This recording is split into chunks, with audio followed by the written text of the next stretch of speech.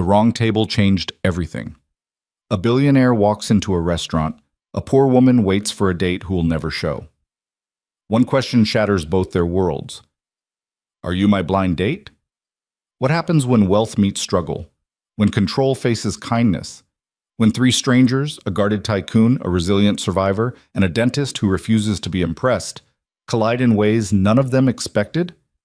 This is a story about mistakes that become turning points, about power that means nothing, and presence that changes everything. Stay until the end, hit that like button, and comment your city below.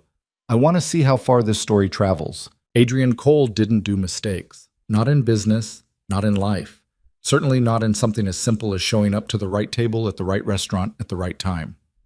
Yet here he was, standing in the dim amber lighting of Marcello's, an upscale Italian place with exposed brick walls and too many candles, staring at a reservation slip that made no sense.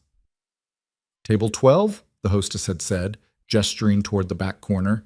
He'd nodded, barely listened. His mind was already 3 moves ahead, calculating the negotiation he was about to have with a potential investor. Numbers. Projections. The usual dance of power and persuasion. He walked past tables filled with couples leaning into each other, past the soft murmur of conversation and clinking wine glasses, past the carefully curated atmosphere designed to make people feel like their lives were more romantic than they actually were. Table 12 sat in a quieter section, away from the main flow of the restaurant, perfect for business, private enough for the kind of conversation where fortunes shifted hands. But when Adrian reached the table, there was already someone sitting there, a woman. She looked up as he approached, and for a split second, something flickered across her face, hope, maybe, or relief, before it settled into something more cautious. She was around 30, he guessed, dark hair pulled back in a simple ponytail. Minimal makeup. A navy blue dress that looked nice but not expensive. The kind of outfit someone wore when they wanted to make a good impression but couldn't afford to overthink it. She didn't belong in a place like this. Not because she looked out of place exactly, but because there was something about her, a quiet steadiness, that felt too real for a restaurant designed around illusion. "Are you my blind date?" she asked. Her voice was soft, not timid, just careful, like someone who'd learned to guard hope before it could disappoint her. Adrian froze. A blind date. This wasn't his investor. This was someone else's reservation. Someone else's plan. Someone else's... He stopped himself. The smart move was obvious. Apologize, clarify the mistake. Walk away and find the right table. But something stopped him. Maybe it was the way she was looking at him. Not with the hunger he usually saw in people's eyes when they recognized his face or his name, but with something quieter. Expectation mixed with exhaustion. Like she'd been waiting a long time for something good to happen and wasn't entirely convinced it would. Maybe it was the way she sat, shoulders straight despite the weight she seemed to carry, hands folded neatly on the table. No phone out to distract her, just waiting. Or maybe it was the fact that for the first time in years, Adrian Cole had absolutely no idea what to do next. He started again, then pulled out the chair across from her and sat down. "Yeah," he said. "I guess I am." The lie hung between them like smoke. Lily Hart studied him for a moment, her expression unreadable. If she suspected anything, she didn't show it. Instead, she offered a small smile that didn't quite reach her eyes. "You're taller than your profile suggested," she said.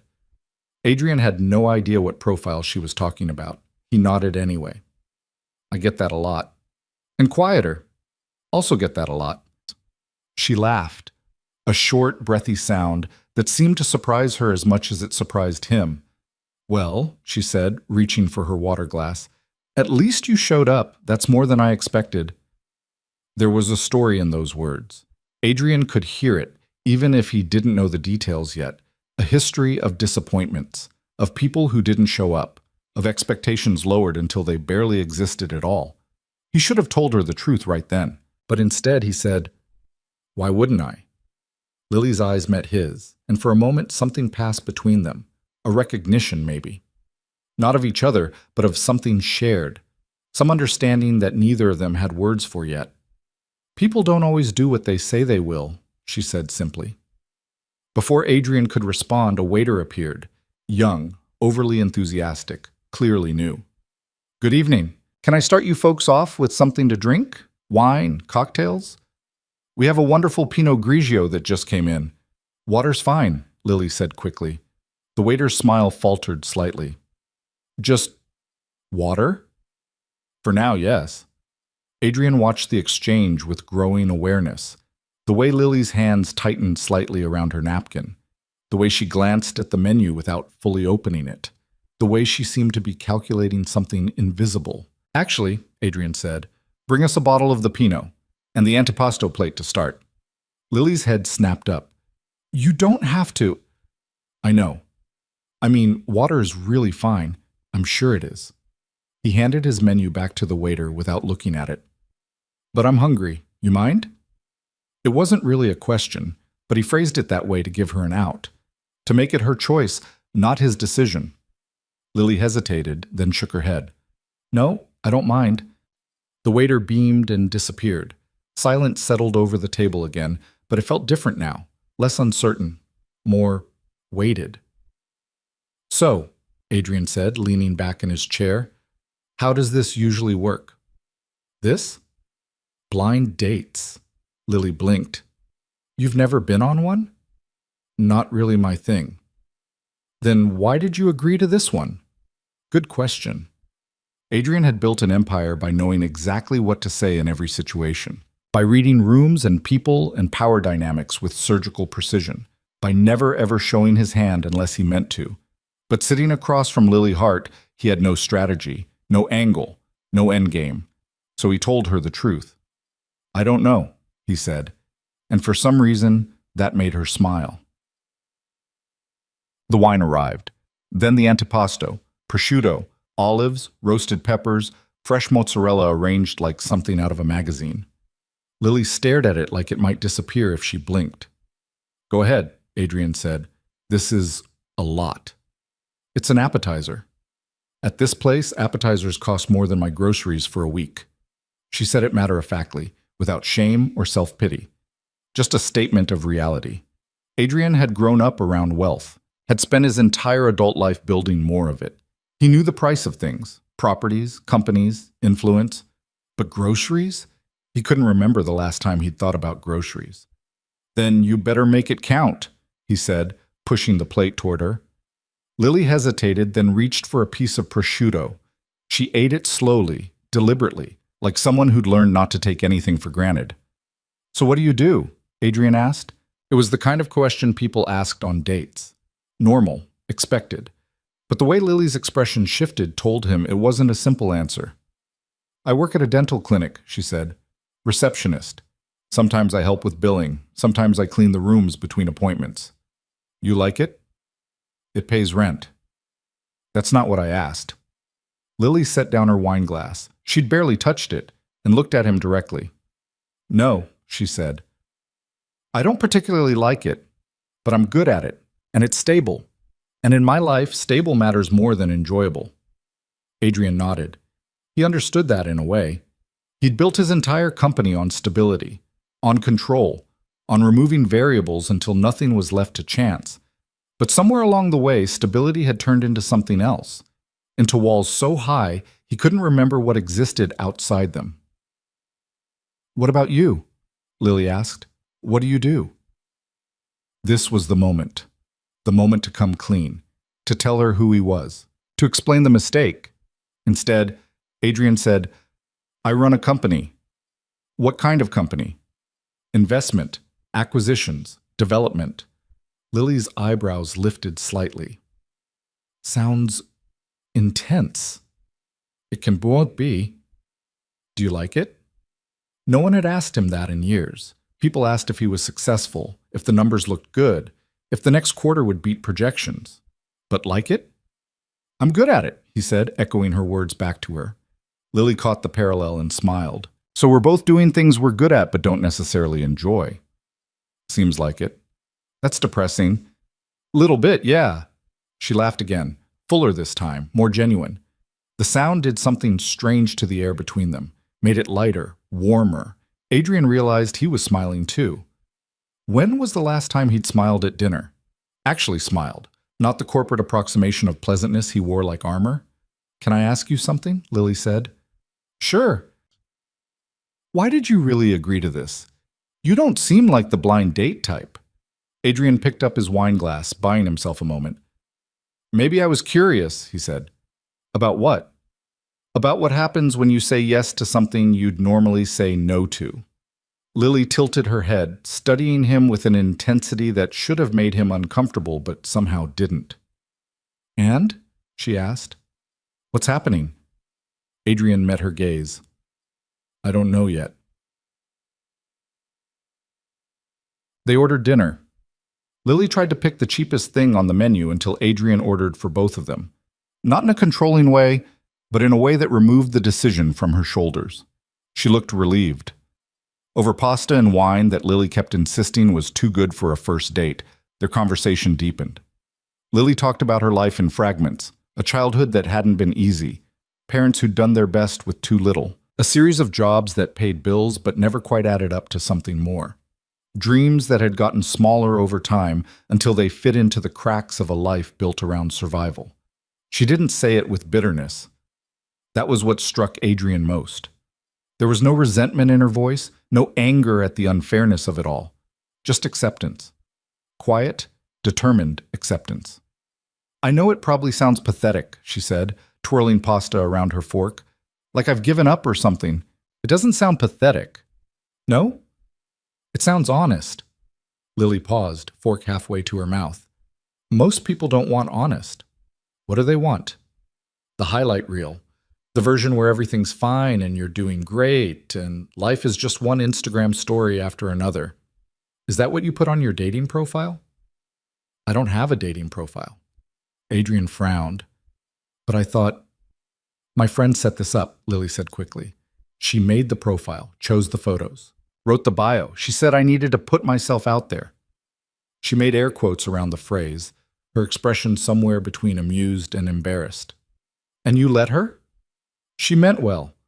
And honestly, what did I have to lose? Adrian thought about that, about what it meant to have so little that even disappointment couldn't take anything away. Your turn, Lily said, pointing her fork at him. Tell me something honest. About what? About why you're really here. And don't say curiosity again. Nobody looks that exhausted from curiosity. Adrian hadn't realized he looked exhausted. He kept his face carefully neutral in meetings, in negotiations, in every interaction that mattered. But apparently, sitting across from Lily Hart in a restaurant that smelled like garlic and wine, his mask had slipped. I have a son, he said. He hadn't planned to say it. The words just came out. Lily's expression shifted. How old? 6. That's a good age. Is it? I think so. Old enough to have real conversations. Young enough to still think you're the center of the universe. Adrian smiled, but it felt hollow. He doesn't think that. No?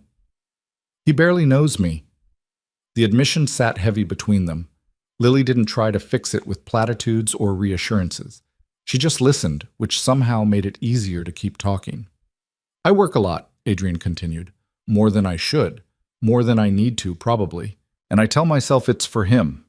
That I'm building something he can inherit. That I'm securing his future. But I'm not there for his present. Lily set down her fork. Where's his mother? Gone. She left when he was 2. Said she didn't sign up for this life. I'm sorry. Don't be. She was right.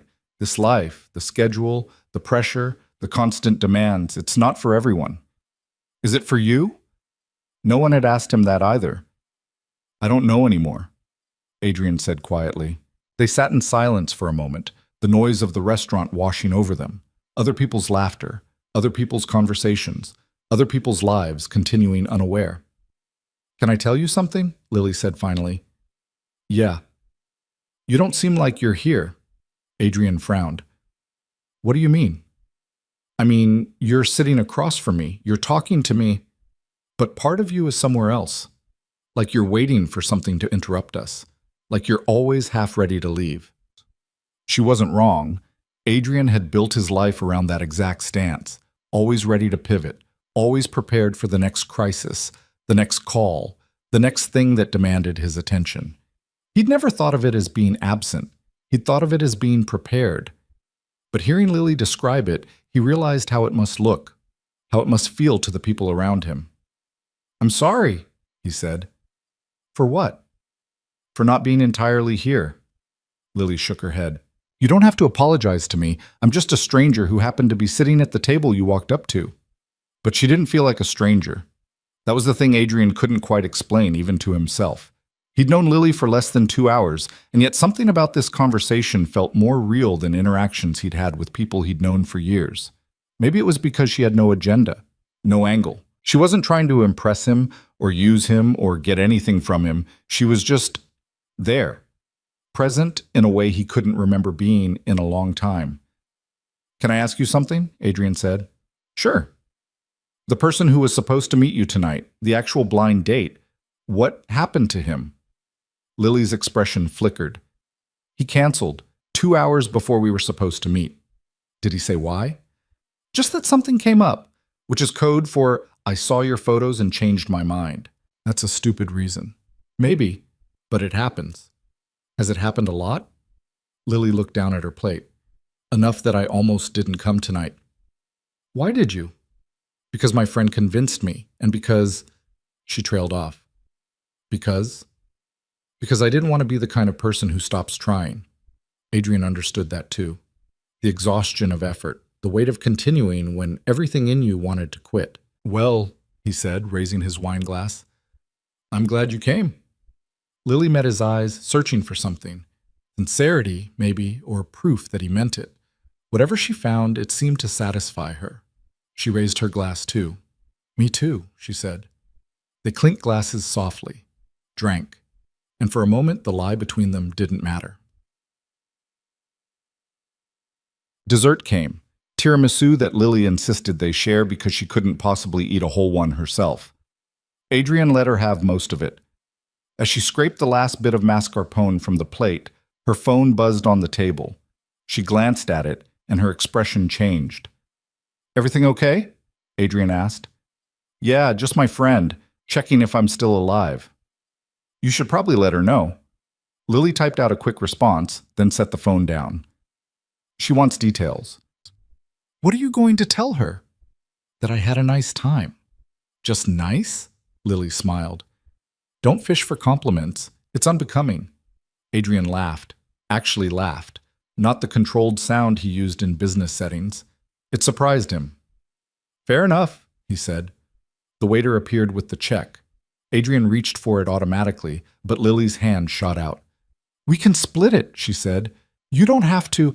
I know I don't have to, but I want to."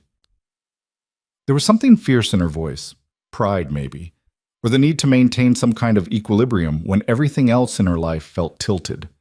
Adrian understood that too. "How about this?" he said. "I'll get dinner, you get coffee." "Coffee?" "There's a place down the street, if you're not sick of me yet." Lily studied him for a long moment. "I'm not sick of you." "Then coffee?" She nodded slowly. "Okay, coffee."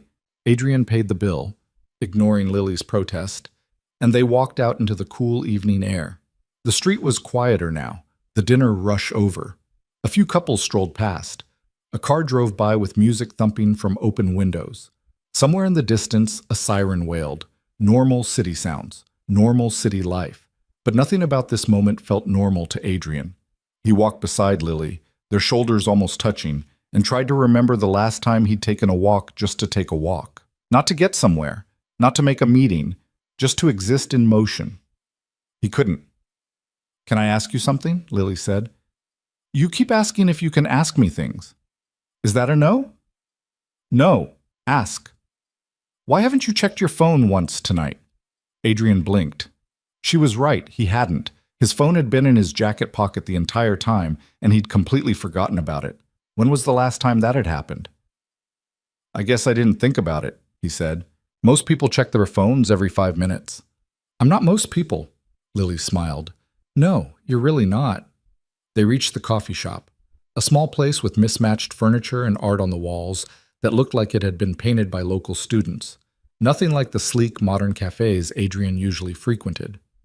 Lily ordered a black coffee. Adrian got the same, even though he normally didn't drink coffee this late. They sat at a table by the window, watching people pass by outside. "So," Lily said, wrapping her hands around her cup, "what happens now?" "What do you mean?" "I mean, this was supposed to be a blind date, which it kind of was, even if you're not who I thought you'd be." Adrian's chest tightened. The lie. The original deception. It was still there, sitting between them like a third presence at the table. He should tell her, right now, just explain what happened. But what would he say? "I walked up to the wrong table and lied about who I was because I didn't know how to admit I'd made a mistake." It sounded absurd even in his head. "I guess that depends," Adrian said carefully. "On what?" "On whether you want to see me again." Lily's eyes widened slightly. "You want to see me again?" "Do you want to see me again?" "I asked you first." Adrian leaned forward. "Yes, I want to see you again." He meant it. That was the surprising part. He actually meant it. Lily looked down at her coffee, a small smile playing at her lips. "Okay." Okay? "Yeah, okay." They exchanged numbers, real numbers, Adrian's personal cell that only a handful of people had. Lily saved it under blind date guy, which made him laugh again. 2 laughs in one night. Maybe 3. He'd lost count. When they finally walked back outside, the temperature had dropped. Lily wrapped her arms around herself, and Adrian almost offered her his jacket before remembering that would be too much, too fast, too revealing of how much this evening had affected him. "I should get going," Lily said. "I have an early shift tomorrow." "I'll walk you to your car." "I took the bus." "Of course she did." "Then I'll wait with you at the stop." "You don't have to." "I know." They stood at the bus stop in comfortable silence. A few other people waited too. An older woman with shopping bags, a teenager with headphones, a couple arguing in hushed voices. Regular people. Regular lives. Adrian couldn't remember the last time he'd been around this. Not watching from a distance, not analyzing from a position of power, just there. The bus pulled up with a hydraulic hiss. Lily turned to him. "Thank you," she said, "for tonight, for staying, for all of it." "Thank you," Adrian replied. For what? He wasn't entirely sure. For being honest. For not recognizing him. For treating him like a person instead of a name or a net worth. For reminding him what it felt like to be present. Lily smiled, a real smile this time, the kind that reached her eyes, and stepped onto the bus. Adrian watched it pull away, watched the taillights disappear into traffic, and only then did he pull out his phone. 17 missed calls. 43 unread messages. The world he'd forgotten about for 3 hours had continued without him. And for the first time in a very long time, Adrian Cole didn't immediately care. He stood at the empty bus stop, thinking about a woman who'd asked if he was her blind date, and wondering what the hell he was going to do about the fact that he'd lied to her. Because one thing was absolutely certain, he wanted to see her again. And when he did, she was going to find out exactly who he was. Adrian didn't sleep that night. He sat in his home office, all glass and steel and expensive furniture that nobody ever sat in, staring at his phone like it might offer answers it didn't have. Lily's number was saved under L. Just the letter, clean, simple. Nothing that would raise questions if anyone saw it. Not that anyone would. His assistant managed his calendar, not his contacts. And the people who had access to his personal phone could be counted on one hand. Still, he stared at that single letter and tried to figure out what the hell he was doing. He'd built a career on information, on knowing more than the other person in the room, on controlling narratives before they could control him. But with Lily, he'd done the opposite. He'd lied by omission, let her believe something that wasn't true. And now he was stuck in a situation where coming clean meant admitting he'd been dishonest from the first moment. The irony wasn't lost on him. His phone buzzed. A message from Marcus Chen, his COO. Board meeting moved to 9 a.m. Grayson's pushing the Meridian deal. We need to talk strategy. Adrian typed back a single word. Fine. Then he set the phone down and walked to the window. The city stretched out below him, all lights and movement and lives happening in buildings he probably owned pieces of. He'd bought his penthouse specifically for this view, paid an obscene amount of money to feel like he was above it all. Tonight, it just made him feel distant. His son's room was down the hall. Adrian walked there quietly, even though he knew the nanny would have put Ethan to bed hours ago. The door was cracked open. A nightlight shaped like a spaceship cast blue shadows across the walls. Ethan slept on his side, one arm wrapped around a stuffed dinosaur that had seen better days. His dark hair stuck up in the back. His breathing was soft and even, 6 years old. Adrian tried to remember what he'd been doing at 6, playing in a backyard that didn't exist anymore, eating dinners at a table his mother had bought secondhand, listening to his father talk about deals that never quite panned out. He'd promised himself Ethan would have different, better, more. But standing in the doorway of his son's room, Adrian wondered if more was the same as enough. He pulled the door closed and went back to his office. The cursor blinked in an empty message box. He'd opened a text to Lily 3 times and deleted it 3 times. What was he supposed to say? Hey, remember me? The guy who pretended to be your blind date? Funny story about that. No. I had a great time tonight. Also, I'm a billionaire and I lied to you. Coffee again sometime? Worse. Adrian closed the message and opened his email instead. Work. That he could handle. Contracts and acquisitions and projected earnings, those had rules, logic, clear outcomes. By the time the sun came up, he'd answered 47 emails and made decisions on 3 separate deals. But he still hadn't texted Lily. The morning meeting was exactly as brutal as Marcus had warned.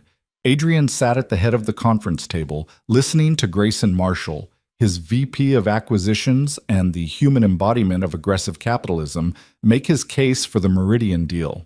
It's a $1 billion opportunity, Grayson said, clicking through a presentation that probably cost more to produce than most people made in a year. Meridian Properties is underwater. Their debt-to-equity ratio is catastrophic. We buy them out, restructure, flip the assets. 18-month timeline, conservative estimate puts us at 340% ROI. The other board members nodded. Numbers like that made people nod. What happens to their current tenants? Adrian asked. Grayson blinked. Sir? Meridian manages low-income housing developments, 4 buildings across the city. What happens to the people living there when we restructure? Well, that would depend on the restructure parameters, but likely we'd convert to market rate units. Standard operating procedure. So they'd be displaced. That's not really our concern. We're acquiring assets, not social programs. The room went quiet. Marcus shot Adrian a look that said, not now. But Adrian was tired. He'd been tired for years, actually, but last night had made him realize it. Tired of conversations like this. Tired of treating people like line items. How many units? He asked. I'm sorry? How many people would be displaced? Grayson shuffled through his papers. Approximately 800 units. Average occupancy is 2.3 people per unit, so roughly 1,800 individuals. Families. What? 1,800 individuals means families, kids, people who can't afford market rate rent, which is why they're living in low-income housing in the first place. Grayson's jaw tightened. With all due respect, sir, this is a business decision. We can't let sentiment interfere with... I'm not talking about sentiment. I'm talking about consequences. The room shifted. Adrian could feel the confusion. This wasn't how he normally operated. He didn't push back on profitable deals because of abstract concerns about people he'd never meet. Except now he could see them. Could imagine Lily in one of those units, working 2 jobs, stretching paychecks, trying to keep stable in a world that kept tilting. Table it, Adrian said. Grayson's eyes widened. Sir? I said table it. I want a full impact assessment, not just financial. I want to know exactly what happens to those tenants, where they'd go, what resources they'd need, what it would cost us to relocate them properly. That would take weeks. Then it takes weeks. Other buyers are circling. If we hesitate, then they can have it. The silence was absolute. Marcus cleared his throat. Adrian, can we take 5? It wasn't really a question. They stepped into the hallway, glass-walled, overlooking the city from 40 stories up, and Marcus rounded on him. What the hell was that? That was me asking questions. That was you killing a $1 billion deal because you suddenly grew a conscience. What happened? You meet a social worker last night? Close enough. I'm not killing anything, Adrian said. I'm asking for due diligence. We did due diligence. Grayson's been working this deal for 3 months. Financial due diligence. I want human due diligence. Marcus stared at him. They'd known each other for 15 years, built the company together from nothing. Marcus knew when Adrian was bluffing. This wasn't a bluff. Are you okay? Marcus asked, his voice lower now. I'm fine. You don't seem fine. You seem like you're about to blow up a major acquisition because you're worried about hypothetical tenants in buildings we don't even own yet. They're not hypothetical, they're real people. I know they're real people, but we're not a charity, Adrian. We're a company, and companies make hard choices. Adrian looked out at the city. Somewhere down there, Lily was sitting at a reception desk, answering phones, filing insurance claims, probably not thinking about him at all. Maybe we've been making the wrong hard choices, he said quietly. Marcus didn't respond right away. When he finally spoke, his voice was careful. Does this have something to do with Ethan? What?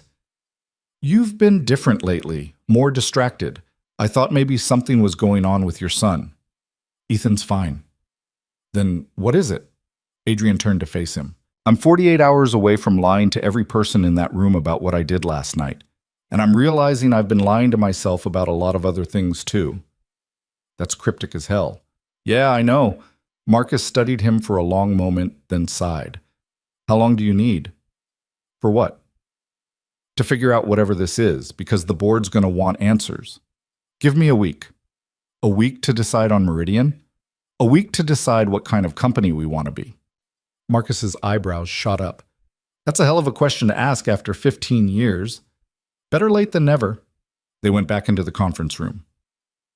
Adrian announced the pause. Grayson looked like he wanted to argue but didn't. The meeting ended 20 minutes later with more questions than answers. Adrian's phone buzzed as everyone filed out. A text from an unknown number. Hey, this is Lily, from last night. Just wanted to say thanks again. Hope you got home okay. His heart did something stupid in his chest. Marcus paused at the door. You coming? In a minute? When he was alone, Adrian read the message 3 more times. Then he typed, I did. You? Her response came fast. Yeah, bus was late, but I made it. Are you always this formal in texts? Despite everything, the meeting, the deal, the lie still sitting between them, Adrian smiled. I don't text much. Shocking. You seem like the type who has people text for you. She was joking. She had no idea how close to the truth that was. Not always. Just usually. Something like that. A pause. Then, so, was that a one-time thing? The dinner? Adrian's thumb hovered over the keyboard. This was it. The moment to come clean, to tell her the truth before this went any further. He typed, I hope not. Sent it before he could overthink. 3 dots appeared. Disappeared. Appeared again. Me too. And just like that, Adrian Cole, who'd built an empire on calculated decisions, made another terrible choice. He didn't tell her. The dental clinic where Lily worked was in a neighborhood Adrian never had reason to visit. Strip malls, pawn shops, a grocery store with bars on the windows. He knew this because he'd looked it up. Not in a creepy way, just in a thorough way. Which was probably still creepy, but he told himself it was research. 3 days after their dinner, his tooth started hurting. It wasn't a coincidence. Adrian had been grinding his teeth at night for years. Stress, control issues. The usual culprits. His regular dentist had made him a night guard that he never wore. But now his back molar was throbbing, and he had a choice to make. Go to his regular dentist, Dr. Peterson, who had an office that looked like a day spa and probably cost the same. Or Adrian found himself driving to Lily's clinic. He told himself it was practical. He was in the area anyway, had a meeting nearby. Total coincidence. The lies were getting easier. That should have worried him more than it did. The clinic was small, crammed between a laundromat and a cell phone repair shop. The sign outside said Riverside Dental in letters that had seen better days. Adrian parked his car, a Tesla that probably cost more than the entire building, and felt wildly out of place. Inside was worse. Fluorescent lights, plastic chairs, a water dispenser that gurgled ominously, the kind of place that ran on thin margins and hope. And behind the reception desk, typing something on a computer that had to be at least 10 years old, was Lily. She looked up when the door opened. Her eyes widened. Adrian? Hey, What are you... Do you have an appointment? No, I was in the area and my tooth is killing me. Thought I'd see if anyone had an opening. Smooth, real smooth. Lily blinked. You were just in the area. Yeah. In this neighborhood. Yes? She looked like she was trying not to smile. Okay. Let me check the schedule. She clicked through screens on the ancient computer. Adrian stood at the counter, acutely aware of how expensive his suit looked in this space, how everything about him screamed wrong place. We actually have a cancellation, Lily said. Dr. Clark can see you in 20 minutes if you don't mind waiting. That's fine. I'll need your insurance information. I'll pay cash. Lily's fingers paused over the keyboard. For a dental visit? Is that a problem? No, it's just, most people don't. I'm not most people. That smile broke through. Yeah, I'm starting to notice that. She handed him a clipboard with forms. Adrian sat in one of the plastic chairs. It creaked under his weight, and tried to focus on the paperwork. But mostly he watched Lily. She was good at her job. Patient with an elderly man who couldn't hear well. Efficient with a woman who was juggling 2 small kids. Kind to everyone in a way that felt genuine, not performative. This was her world, where she spent 40 hours a week answering phones and filing insurance claims and probably dealing with people's complaints about wait times and billing errors. And she did it without complaint. Adrian had spent the morning in a meeting where people argued about millions like they were discussing lunch orders. Then he'd driven here to a clinic held together with duct tape and determination and watched Lily treat every person like they mattered. The contrast wasn't subtle. Mr. Cole? A woman stood in the doorway leading back to the examination rooms. Mid-30s, maybe. Dark hair pulled back, scrubs that had been washed so many times the color had faded. She held a chart, his chart, presumably, and looked at him with absolutely zero recognition. That's me, Adrian said, standing. I'm Dr. Clark, follow me. He glanced at Lily as he passed. She gave him a small wave. The examination room was exactly what he expected. Older equipment, clean but worn. The chair had probably been state-of-the-art in 1995. Dr. Clark gestured for him to sit. So, what brings you in today? Tooth pain, lower right side.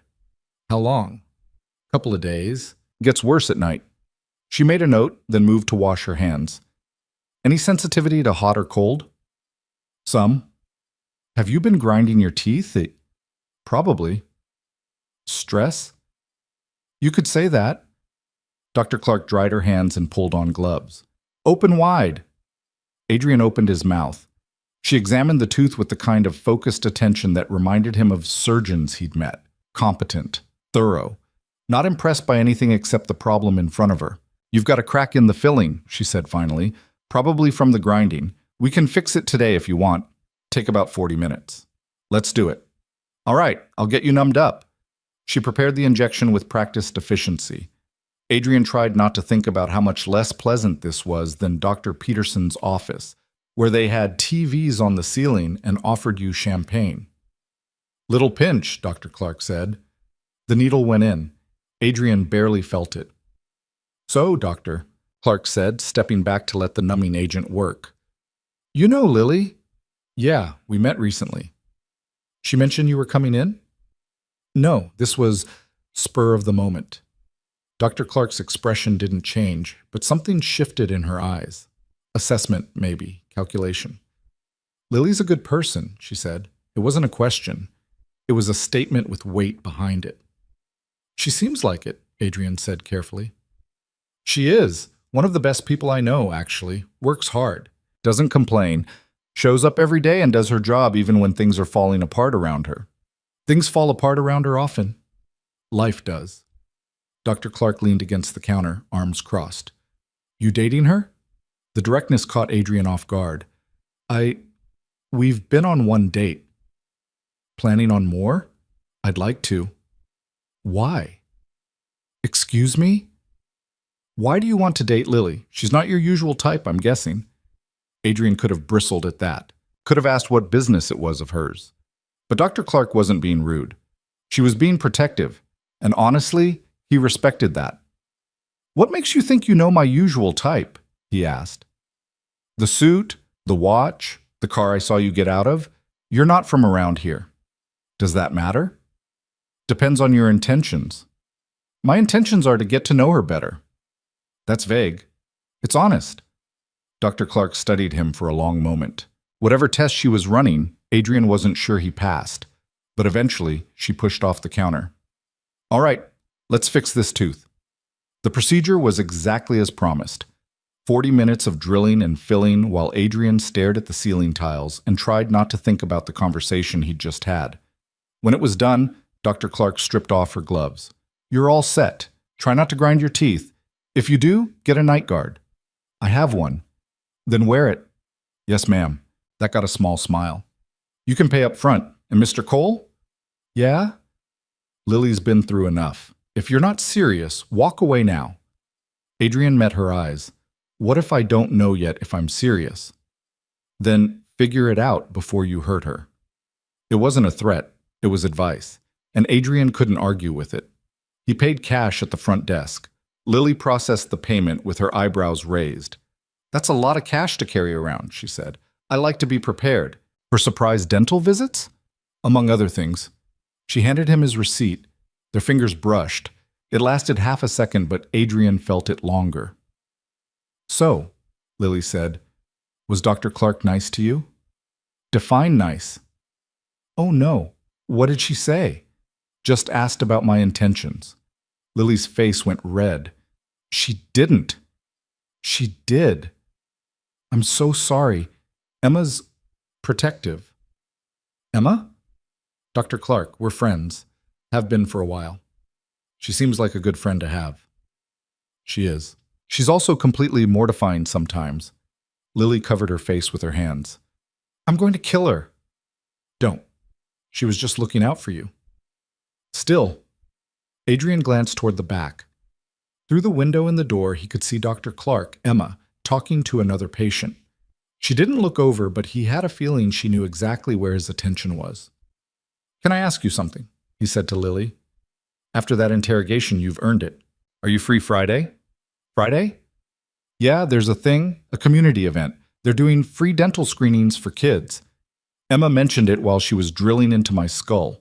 Said you were volunteering.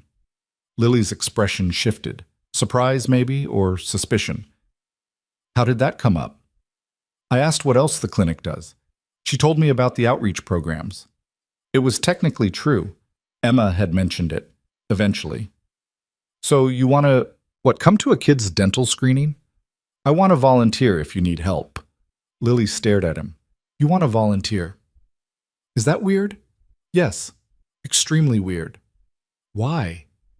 Because people don't usually volunteer for things after knowing someone for 3 days. Maybe I'm not usual. Yeah, I'm definitely getting that impression. But she was smiling now. That smile that made Adrian forget about deals and board meetings and every careful decision he'd built his life around. We could use the help, she said finally. It's at the community center on 5th, 10 a.m. to 4 p.m. I'll be there. You sure? It's mostly setting up chairs and entertaining kids while their parents fill out forms. Not exactly exciting. Adrian thought about his usual Fridays, conference calls, strategy sessions, Ethan being picked up from school by the nanny while Adrian worked late. I think I can handle it, he said. Lily studied him, really studied him, and Adrian had the uncomfortable feeling she could see more than he wanted her to. But whatever she saw, she didn't push. Okay, she said. Friday.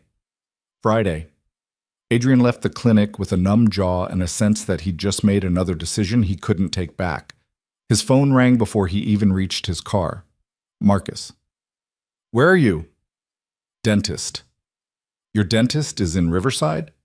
Adrian unlocked his car. It's complicated. Everything with you is complicated lately. Listen, Grayson's losing his mind about Meridian. The other buyers are making moves. We need a decision. I said a week. That was 4 days ago. Then I still have 3 days. Adrian, 3 days, Marcus. Then I'll make the call. He hung up before Marcus could argue. Driving back to the office, Adrian couldn't stop thinking about the clinic, about Lily at the desk, competent and kind, about Emma, drilling into his tooth while simultaneously drilling into his motivations, about the fact that he'd just committed to spending an entire Friday doing something that had nothing to do with profit margins or strategic acquisitions. His father would have called it a waste of time. His board would call it a distraction. But sitting in traffic, jaw still numb from Novocaine, Adrian thought it might be the first real thing he'd done in years. His phone buzzed. A text from Lily. "Emma says you passed the test." "Barely." Adrian smiled. "Didn't realize there was a test. There's always a test. You're lucky she likes you." "Does she?" "She didn't ban you from the clinic. That's as good as it gets." Adrian typed, "What about you?" The three dots appeared, disappeared, appeared again. Jury's still out. He could work with that. Friday morning arrived with the kind of gray sky that couldn't decide if it wanted to rain or just threatened to. Adrian stood in front of his closet at 6 a.m., staring at rows of suits like they might offer guidance. What did you wear to volunteer at a community dental screening? Not a $3,000 suit. That much was obvious. He settled on jeans, the one pair he owned that actually looked worn, and a plain gray Henley. Casual, normal. The kind of thing a regular person might wear. Except Adrian didn't feel like a regular person. He felt like someone playing dress-up in his own life. Ethan was already awake, sitting at the kitchen table with his nanny, Mrs. Chen. She was walking him through breakfast with the kind of patient efficiency that made Adrian feel simultaneously grateful and guilty. "Morning," Adrian said. Ethan looked up from his cereal. "You look weird." "Thanks, buddy." "No, I mean different. Where's your tie?" "Don't need one today." "Are you sick?" Mrs. Chen hid a smile behind her coffee cup. "No," Adrian said, pouring himself coffee he probably didn't have time to drink. "I'm volunteering at something." Ethan's eyes widened. "Like for school?" "Sort of." "At a community center?" "Can I come?" The question stopped Adrian cold. When was the last time Ethan had asked to spend time with him? Actually asked, not just accepted whatever arrangement Mrs. Chen had made? "It's a dental thing," Adrian said. "Probably boring." I like teeth." "Since when?" "Since I lost one." Ethan grinned, showing the gap where his front tooth used to be. "See?" Adrian did see. Had he noticed when it happened? Had Ethan told him? He couldn't remember. "Maybe next time," Adrian said, and hated himself for the disappointment on his son's face. Mrs. Chen cleared her throat. "Actually, I was going to take Ethan to the library this morning, but if you'd like to bring him," she was giving him an out, a chance to say yes, to be the father who showed up. Adrian checked his watch. He was supposed to meet Lily at 10. It was 6:30 now. Plenty of time. "You really want to come?" he asked Ethan. "Yeah. It's going to be kids getting their teeth checked. You okay with that?" "Will there be prizes?" "I have no idea." "Then it's an adventure." Adrian couldn't argue with that logic. 20 minutes later, they were in the car. Ethan in the back seat, chattering about a book he was reading, something about dragons. Adrian caught maybe half of it, while Adrian navigated toward 5th Street. The community center was exactly what he expected.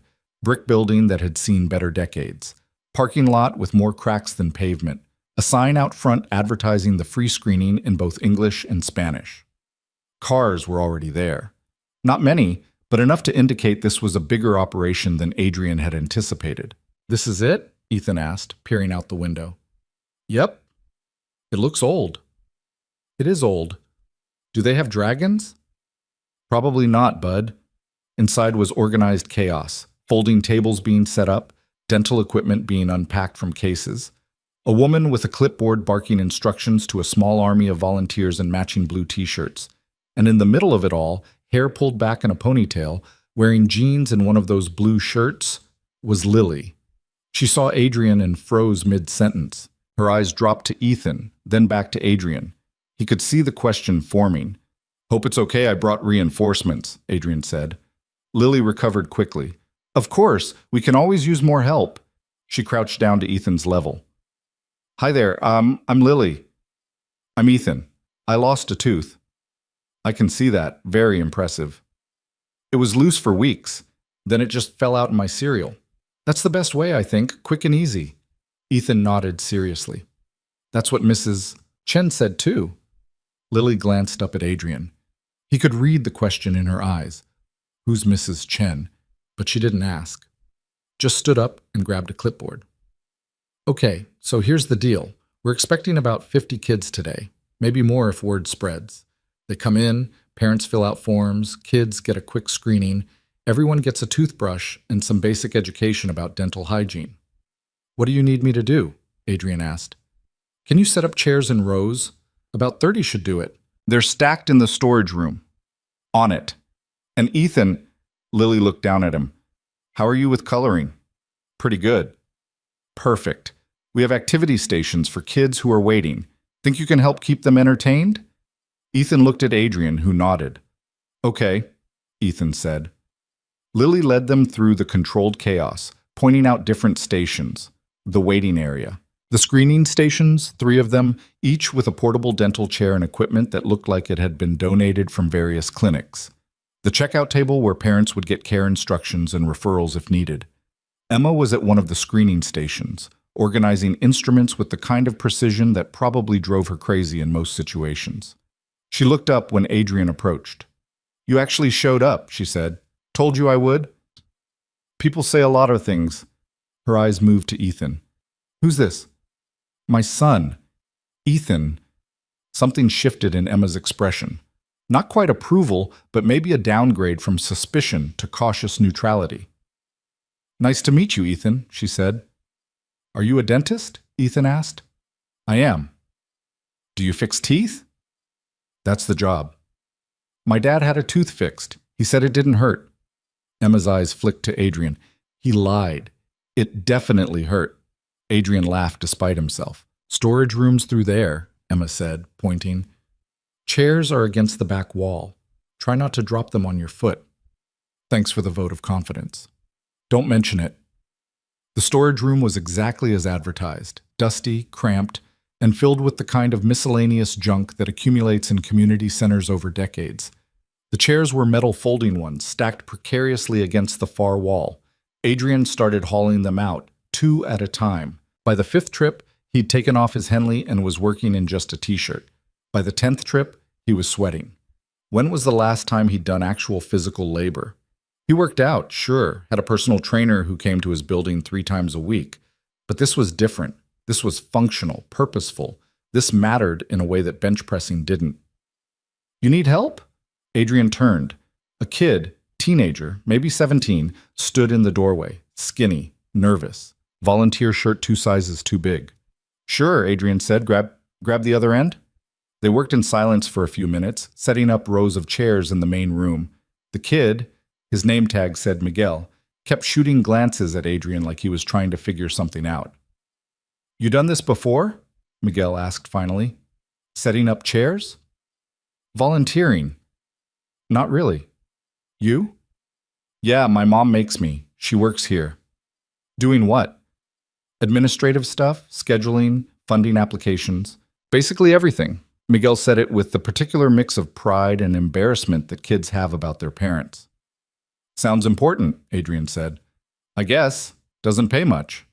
They finished the last row. Miguel stepped back, surveying their work.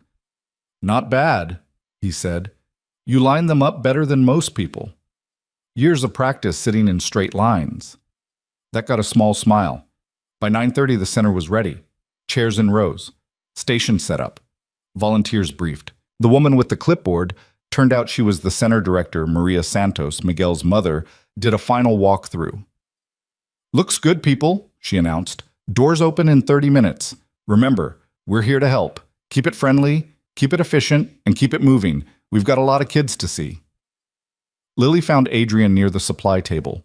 Ethan was already stationed at the coloring table, showing a little girl how to stay inside the lines. "He's good with kids," Lily observed. "Yeah, he is." "Must get it from you." Adrian almost laughed.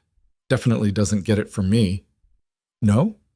I'm not exactly Father of the Year." It came out more honest than he meant it to. Lily didn't respond right away, just watched Ethan help another kid find the right crayon. "He showed up with you," she said finally.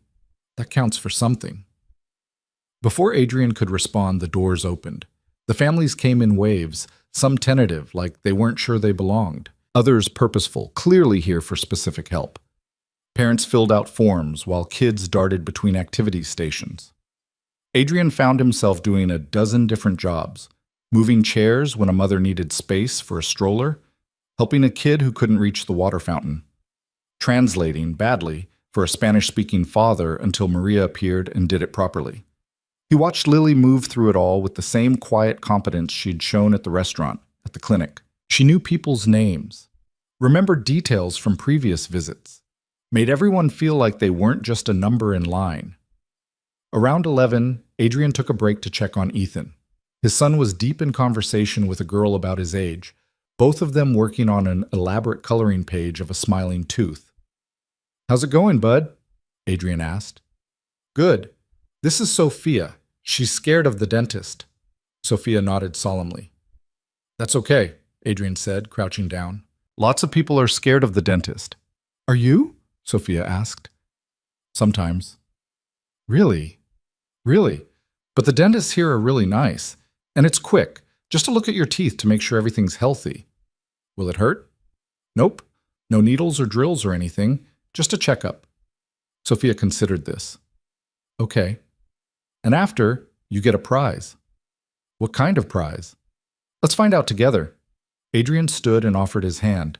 Sophia looked at her mother, a tired-looking woman in scrubs, probably on her lunch break from work, who nodded encouragement.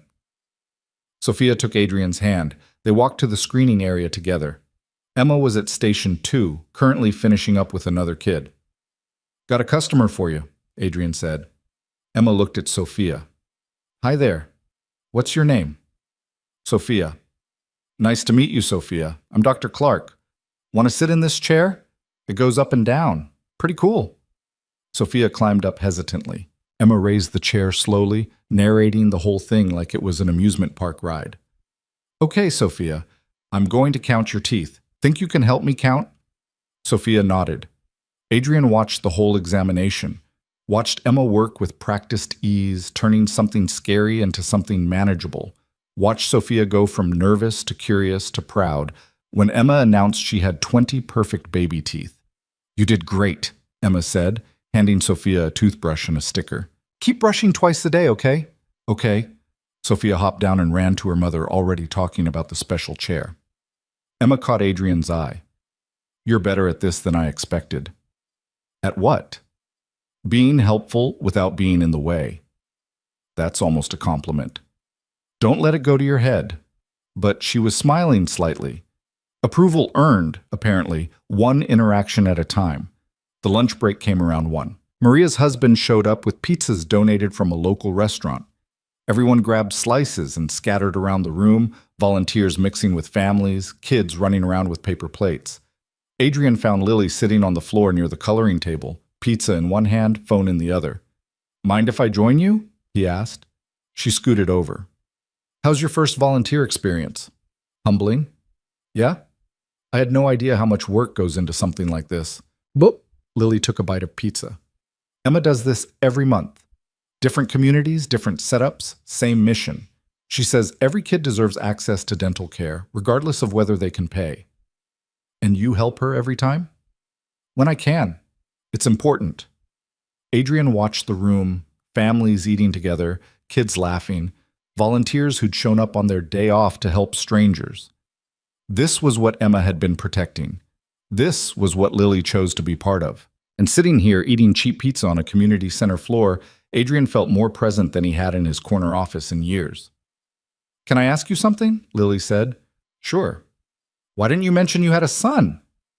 There it was. The question he'd been waiting for. "It didn't come up," Adrian said. "We talked for 3 hours at dinner. It didn't come up once." She wasn't accusing, just observing, but the observation still stung. "I don't talk about him much," Adrian admitted. "With anyone." "Why not?" "Because talking about him means talking about how I'm failing him." The words came out before he could stop them. Raw. Honest. The kind of thing he never said out loud. Lily set down her pizza. "You brought him here. You're spending your Friday doing this instead of whatever else you'd normally do. That's not failing." "You don't know what I normally do." "You're right. I don't." She turned to face him fully. "So tell me." Adrian could have deflected, changed the subject, made a joke. Instead, he told her the truth. I work 70, 80 hours a week. I have a nanny who knows Ethan better than I do. I miss school events, bedtimes, the little moments that apparently matter. I tell myself it's because I'm building something for his future, but really, I'm just avoiding being present for his present. Lily didn't respond immediately, just sat with what he'd said. My dad worked 3 jobs when I was growing up, she said finally. I barely saw him. He'd leave before I woke up, come home after I went to bed. When I did see him, he was exhausted. I'm sorry. Don't be. He was doing what he had to do. And you know what I remember most? What? The days he didn't work, the random Sundays when he'd be there for breakfast, those days felt like miracles. She looked at Ethan, still at the coloring table. That kid's going to remember today. Maybe not the details, but the feeling. That you showed up. That you brought him somewhere that mattered to you. You think this matters to me? I think you wouldn't be here if it didn't. Before Adrian could respond, Maria called everyone back. The afternoon shift was starting. The rest of the day blurred together. More families, more screenings. Ethan made friends with half the kids who came through. Adrian learned how to properly distribute toothbrushes. Lily coordinated everything with the kind of effortless organization that made it look easy, even though Adrian could see how hard she was working. By 4 o'clock, they'd seen 63 kids. Every single one walked out with resources, education, and follow-up appointments if they needed them. As families filtered out and volunteers started breaking down stations, Emma approached Adrian. "Can I talk to you for a minute?" she asked. "Sure." They stepped outside. The threatened rain had never materialized, but the sky was still gray. Emma leaned against the brick wall, arms crossed. "I need to tell you something," she said. Adrian braced himself. Here it came. The lecture, the warning, "I know who you are," Emma said. The world tilted slightly. "What?" "Adrian Cole, CEO of Cole Enterprises. Net worth somewhere north of $2 billion, depending on which magazine you read. You've been in Forbes, WSJ, Business Insider. I recognized you the second you walked into my clinic." Adrian's mouth went dry. "Why didn't you say anything?" "Because I wanted to see what you'd do. Whether you'd throw your weight around, demand special treatment, act like your money made you more important than everyone else." And you didn't. Emma pushed off the wall. "You sat in my chair like a regular patient. You showed up today like a regular volunteer. You helped set up chairs and calmed down scared kids and ate pizza on the floor. I don't understand. If you knew..." "I knew. Lily doesn't." The air left Adrian's lungs. "You haven't told her," Emma continued. It wasn't a question. "No." "Why not?" "Because..." Adrian ran a hand through his hair. "Because the second I tell her, everything changes. She'll see the money instead of me, the status instead of the person. That's not fair to her." "I know." "So when are you going to tell her?" "I don't know." Emma studied him for a long moment. "I'm going to give you some advice you didn't ask for. Lily's been hurt before, by people who weren't honest, who wanted something from her she couldn't give. If you care about her at all, you tell her the truth, soon. And if she walks away, then she walks away. But at least she'll have made that choice with complete information." Emma didn't wait for a response, just headed back inside, leaving Adrian standing in the parking lot with the weight of everything he hadn't said. Inside, volunteers were finishing cleanup. Ethan was helping stack chairs badly, but enthusiastically. Lily was boxing up leftover supplies. "Hey," she said when she saw Adrian, "we're almost done. You guys sticking around or need to head out?" Adrian checked his watch. 5:15. He had dinner with Marcus at 7. A work dinner that would inevitably turn into shop talk about Meridian and board expectations and strategic positioning. "Actually," Adrian said, "do you have plans for dinner?" Lily paused mid-fold on a table. "Tonight?" "Yeah, nothing fancy, just dinner. You, me, Ethan, if you're interested." "I don't want to intrude on your time with your son." "You wouldn't be intruding. I'm asking." Lily looked at Ethan, who was currently trying to carry 3 chairs at once, despite being barely tall enough to manage one. "He might have other ideas," she said. "Ethan," Adrian called. You want to get dinner with Lily? Ethan dropped the chairs with a clatter. Yes, can we get burgers? Burgers work for you? Adrian asked Lily. She smiled. Burgers work. They ended up at a diner 3 blocks from the community center. The kind of place with cracked vinyl booths and a menu that hadn't changed since 1987. Ethan ordered a burger with extra pickles. Lily got a grilled cheese. Adrian ordered coffee he definitely didn't need. So, Lily said once the waitress left, Ethan, your dad says you like dragons. Ethan's face lit up. I'm reading a whole series. There's 7 books. I'm on book 3. Sus, what happens in book 3? And just like that, Ethan was off, narrating plot points with the kind of enthusiasm only 6-year-olds can manage. Lily listened like it was the most interesting story she'd ever heard. Adrian watched them and felt something crack open in his chest. Not painfully, just opening, making room for something he'd kept locked away. Your turn, Ethan said suddenly, looking at Lily. What do you like? Me? Yeah. What's your favorite book? Lily thought about it. Pride and Prejudice. What's that about? It's about people who don't understand each other at first, but eventually figure it out. That sounds boring. Ethan, Adrian said. What? It does. Lily laughed. It kind of is, actually, but it's also about being honest with yourself and other people, which is harder than fighting dragons, in my opinion. Ethan considered this seriously. I guess that makes sense. The food arrived. They ate and talked, and for a while, Adrian let himself pretend this was normal, that he was just a guy having dinner with his son and someone he was getting to know, not a billionaire lying by omission, not someone building toward an inevitable moment of truth. Just Adrian. After dinner, Adrian drove Lily home. She lived in a neighborhood not far from the clinic. Small apartment building, older but maintained. The kind of place where rent probably took most of her paycheck. Thanks for today, Lily said as they pulled up. For helping, for dinner, for all of it. Thank you for letting us crash your volunteer event. You didn't crash, you helped. She glanced in the back seat where Ethan had fallen asleep, head resting against the window. He's a good kid. Yeah, he is. And you're better with him than you think. Adrian wanted to believe that. Wanted to believe he was capable of being the father Ethan deserved. But wanting something didn't make it true. Lily, he started, then stopped. Tell her. Just tell her. Yeah? I had a really good time today. Coward. Me too. She reached for the door handle, then paused. Can I ask you something? Are you ever going to tell me what you're hiding? Adrian's heart stopped. What? You're holding something back. I can feel it. And I get it. We barely know each other. You don't owe me your whole life story. But she turned to face him fully. If this is going somewhere, I need to know you're being honest with me. Because I've done the thing where someone isn't honest. It doesn't end well. This was it. The opening. The chance to come clean. Adrian opened his mouth, closed it, opened it again. You're right, he said.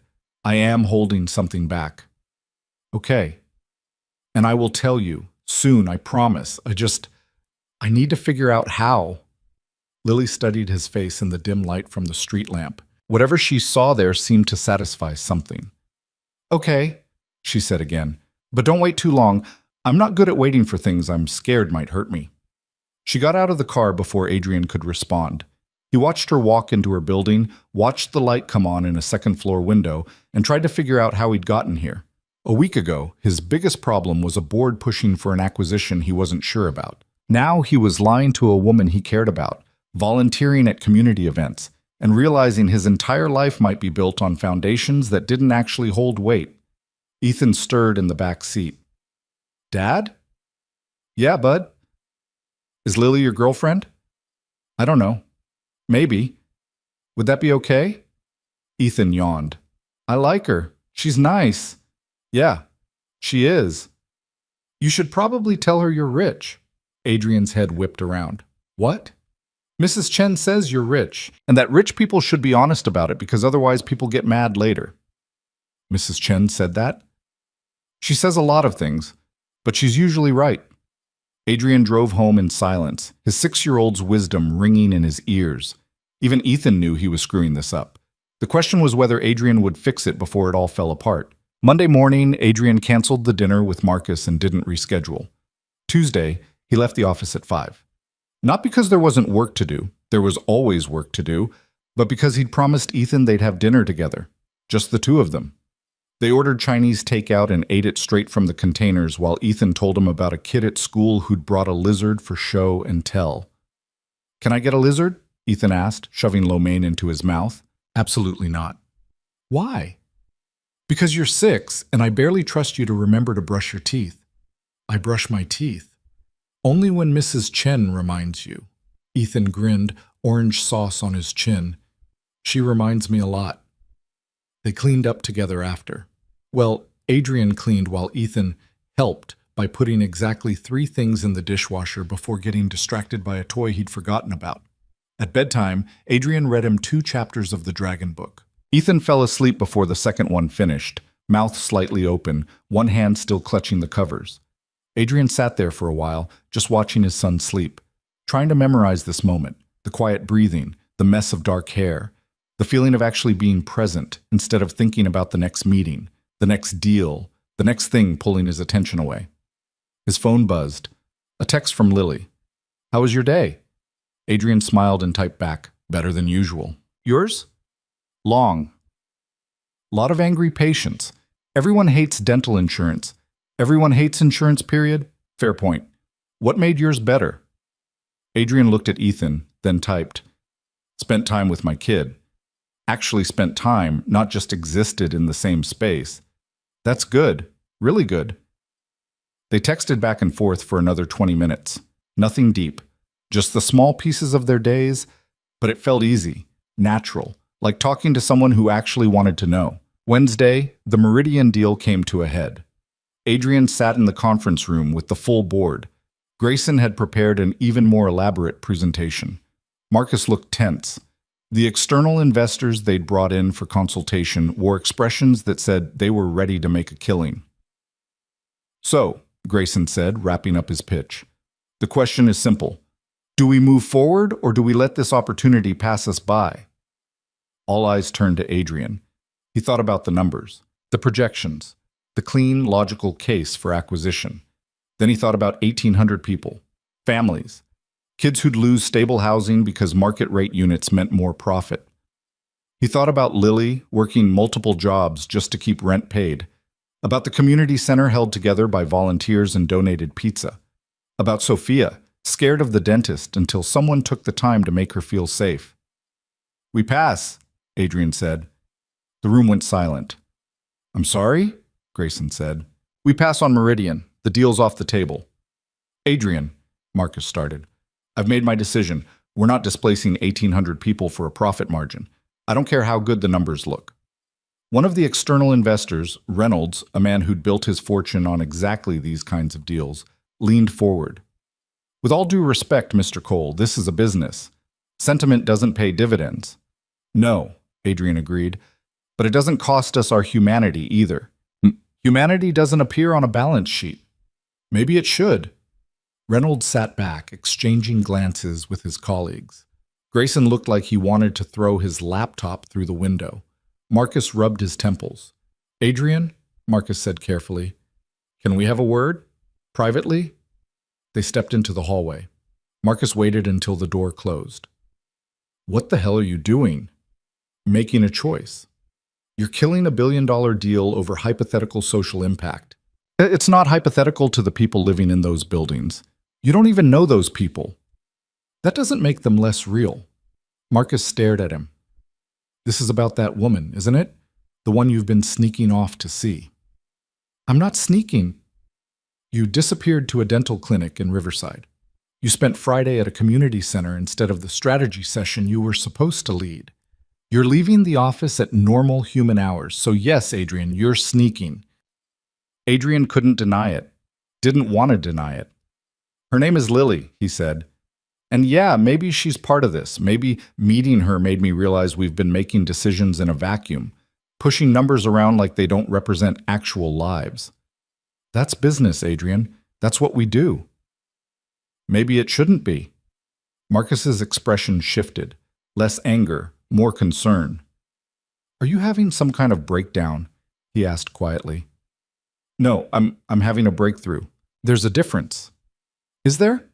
Because from where I'm standing, you're torching relationships with investors, confusing the board, and making decisions based on feelings instead of data.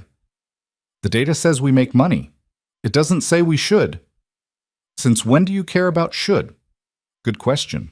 Since when did Adrian Cole, who'd built an empire on ruthless efficiency and strategic detachment, care about should versus could? Since he'd sat across from a woman at the wrong table and realized he'd been living wrong for years. I need you to trust me, Adrian said. I do trust you. That's why this is terrifying, because you're not acting like yourself. Maybe that's the point. Marcus opened his mouth, closed it, seemed to wrestle with something. Fine, he said finally. We'll pass on Meridian, but the board's going to want an explanation, a real one, not just Adrian's having an existential crisis. Tell them we're shifting focus, looking for deals that create value without destroying communities in the process. That's going to cost us opportunities. Probably, but it might gain us something else. Like what? Like the ability to look ourselves in the mirror. Marcus shook his head, but there was something almost like admiration in his expression. You've changed, he said. Yeah, I'm starting to notice that too. They went back into the conference room. Adrian announced the decision was final. Grayson looked ready to quit on the spot. The external investors thanked them curtly and left. When the room cleared, Adrian sat alone at the conference table, staring at the projection still displayed on the screen. $1 billion. He'd just walked away from $1 billion because it felt wrong. His father would have called him an idiot. The board probably thought the same thing. But sitting there, looking at numbers that represented lives he'd been willing to upend for profit, Adrian felt something he hadn't felt in years. Relief. His phone buzzed. A text from Emma, of all people. Heard you torpedoed a major deal today. Lily mentioned your company name. I looked you up. So much for secrets. How much does she know? Adrian typed back. Nothing from me. But she will soon. Someone's going to recognize you, or Google you, or see you in a magazine. Better it comes from you than the internet. I know. Then what are you waiting for? Adrian didn't have a good answer for that. Thursday evening, Lily called. Hey, she said. You busy? Never too busy for you. Liar. But I appreciate it. He could hear the smile in her voice. I have a weird question. Okay? Emma's out of town this weekend for a conference, and I'm supposed to water her plants. But I'm also covering an extra shift at the clinic on Saturday, and I'm worried her orchid's going to die because apparently they're very particular. Do you need me to water an orchid? Would you? I know it's ridiculous. I'll water the orchid. Where does Emma live? Lily gave him the address. A neighborhood Adrian knew vaguely. Middle class, decent, the kind of place where people actually knew their neighbors. You're a lifesaver, Lily said. I'll leave the key under the mat. Very original hiding spot, I know. What time works? Anytime Saturday afternoon? I'm at the clinic until 3. I'll swing by around 2. Thank you. Really? I owe you. I'll add it to your tab. My tab's getting pretty long. Good. Means I get to keep seeing you. Lily laughed. Smooth. How's Ethan? Good. Currently negotiating for a lizard. How's that going? He's losing, but he doesn't know it yet. Poor kid. They talked for another hour. About nothing. About everything. Adrian paced his apartment while they spoke, looking out at the city lights and feeling less like he was above it all and more like he was finally part of something real. When they finally hung up, it was past 11. Adrian had work emails waiting, documents to review, the usual mountain of obligations. He ignored all of it and went to bed. Saturday afternoon, Adrian drove to Emma's apartment with Ethan in tow. He'd considered leaving his son with Mrs. Chen, but Ethan had asked to come, and Adrian was trying to say yes more often.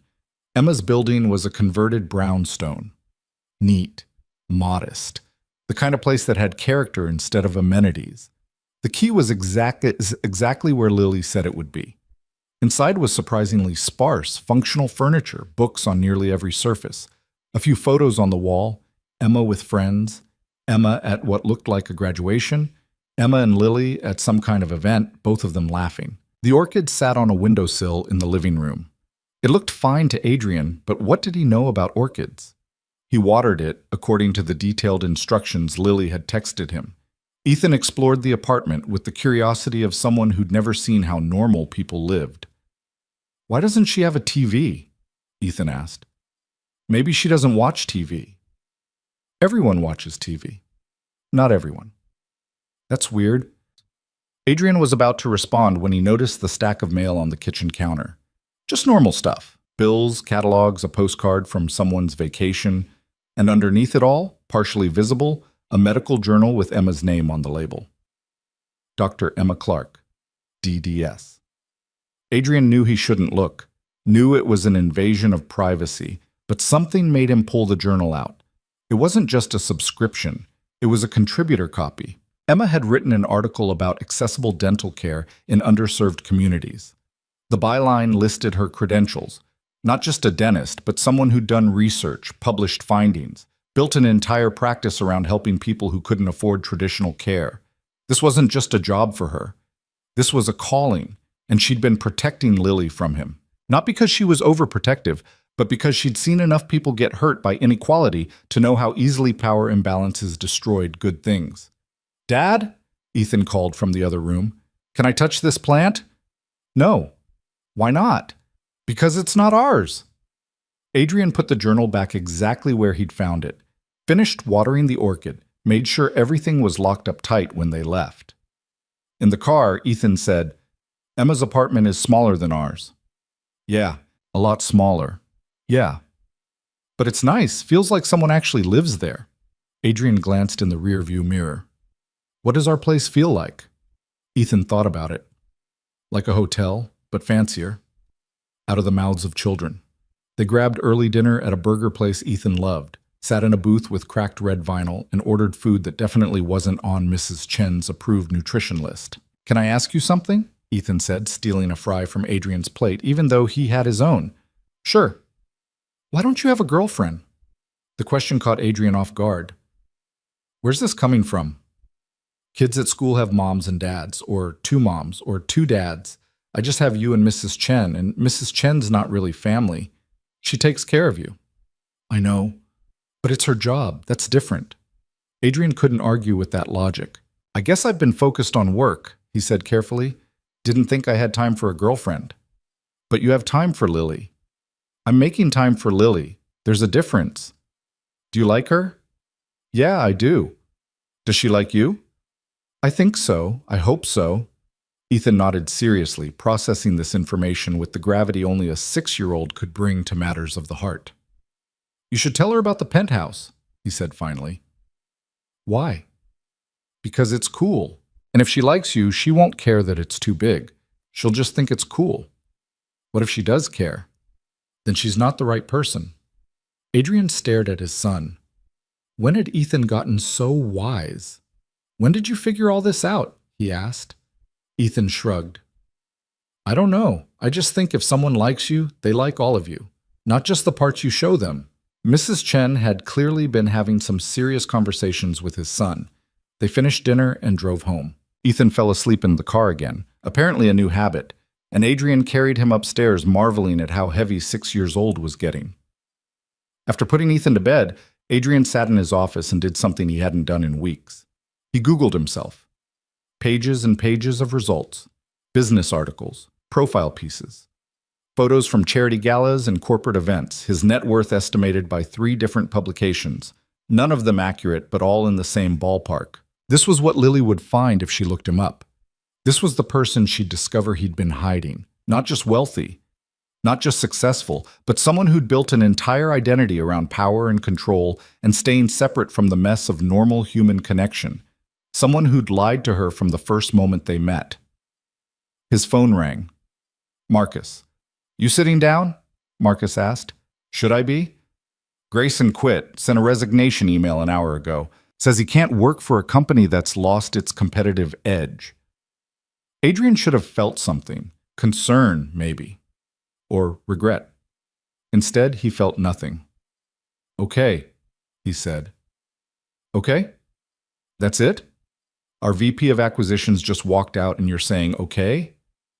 What do you want me to say? That I'll beg him to come back? That I'll reverse the Meridian decision? I want you to act like you care that the company's falling apart. The company's not falling apart. One person left. We'll hire someone else. Someone who shares our new direction. What new direction? You haven't articulated a new direction. You've just said no to things without saying yes to anything.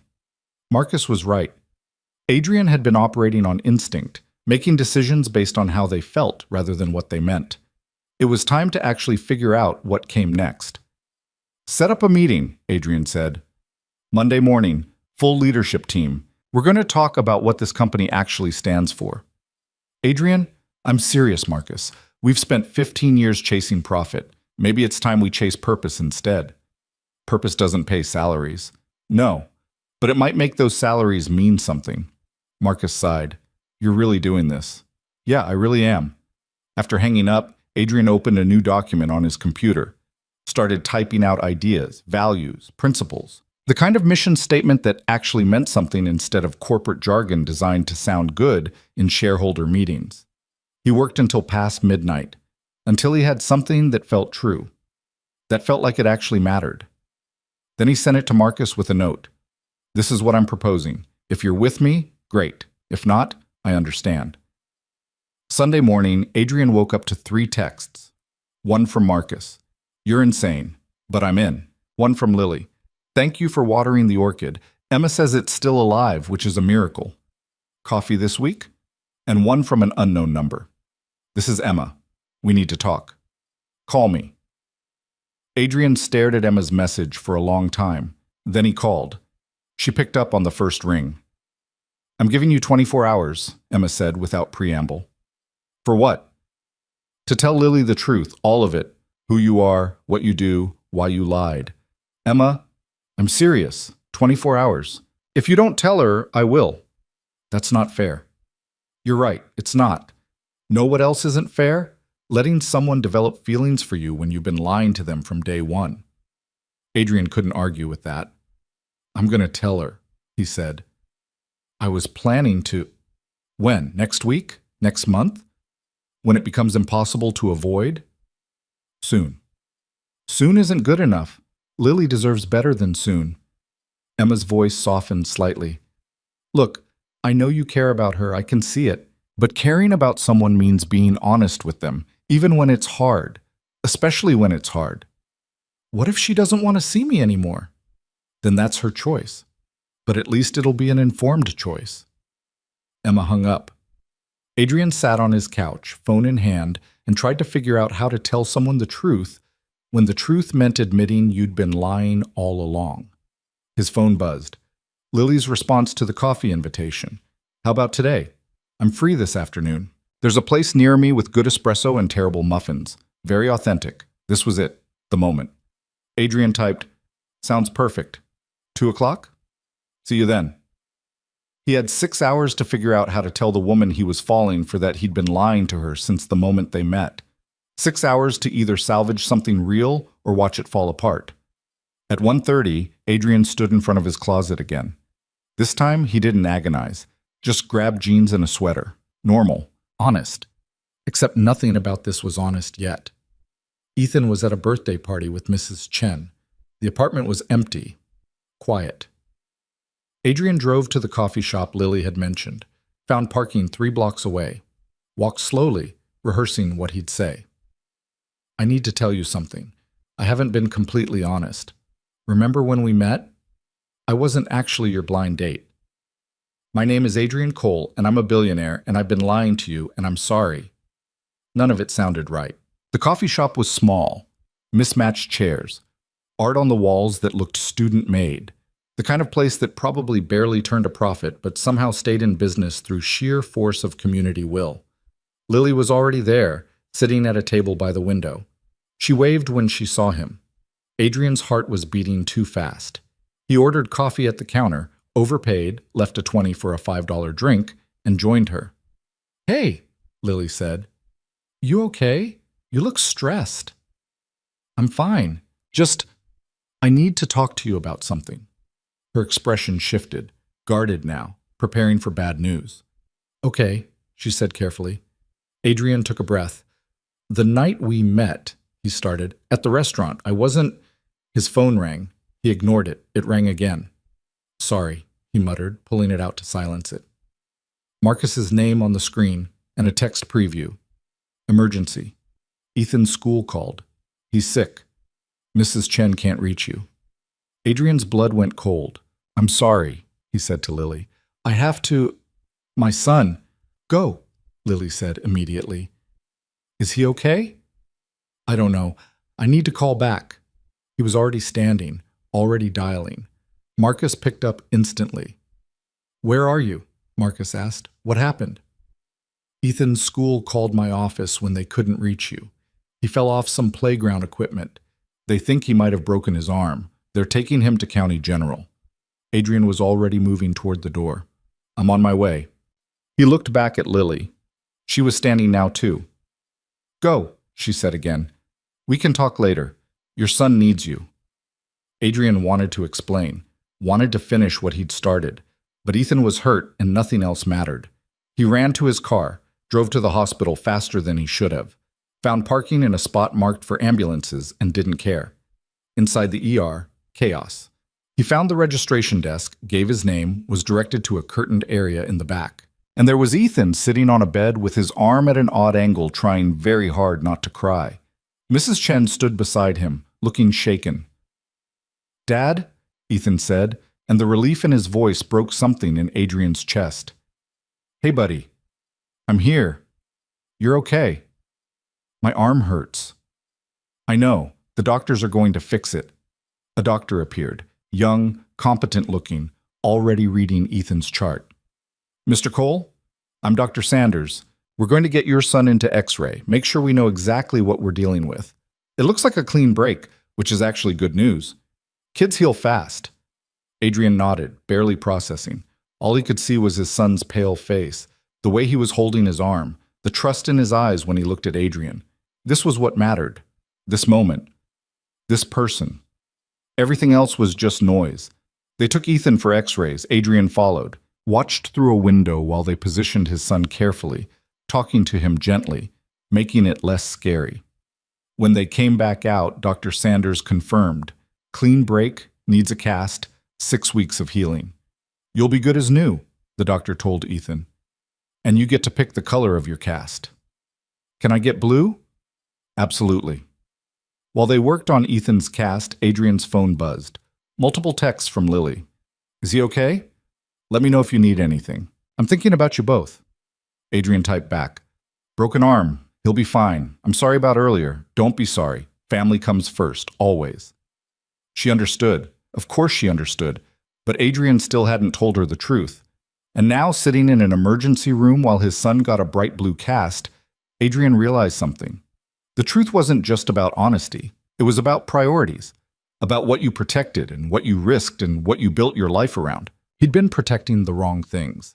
And if he wanted to build something real, with Lily, with Ethan, with a life that actually meant something, he needed to stop hiding behind half-truths and carefully managed images. He needed to be honest, completely, even if it cost him everything, especially if it cost him everything, because that was the only way to find out if what he had was real. They kept Ethan at the hospital for observation. Just a precaution, Dr. Sanders said. But Adrian wasn't taking chances.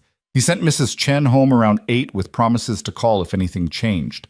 Ethan fell asleep around 9, exhausted from pain medication and the adrenaline crash. Adrian sat in the chair beside the bed, watching the rise and fall of his son's chest, and tried to remember the last time he'd spent an entire evening doing nothing but being present. He couldn't. Around 10, there was a soft knock on the door. Adrian looked up, expecting a nurse. It was Lily. She stood in the doorway holding a paper bag and 2 cups of coffee, looking uncertain. "I hope this is okay," she said quietly. "I called the hospital and they said he was stable, and I thought you might need, I don't know, coffee, food, company." Adrian stood. "You didn't have to come." "I know, but I wanted to." She glanced at Ethan. "How is he?" "He'll be fine." Kids bounce back, apparently. "They do." Lily handed him one of the coffees. "This is probably terrible hospital coffee, but it's hot and caffeinated. It's perfect." They stood there for a moment, the beeping of monitors filling the silence. Can we talk? Adrian asked. There's a waiting room down the hall. Lily nodded. They settled into uncomfortable plastic chairs under fluorescent lights that made everything look washed out and tired. The waiting room was empty except for them. Adrian held the coffee cup but didn't drink, just needed something to do with his hands. I need to tell you something, he started, and I should have told you weeks ago. Lily's expression shifted, preparing herself. Okay. The night we met, at the restaurant, I wasn't your blind date. She blinked. What? I had a business meeting. Wrong table. When you asked if I was your date, I should have said no, should have explained the mistake. But I didn't. I lied. Lily set down her coffee. Why? Honestly, I don't know. In that moment, you looked at me like I was just a person, not a name or a status or something to use, and I didn't want that to change. I don't understand. Adrian took a breath.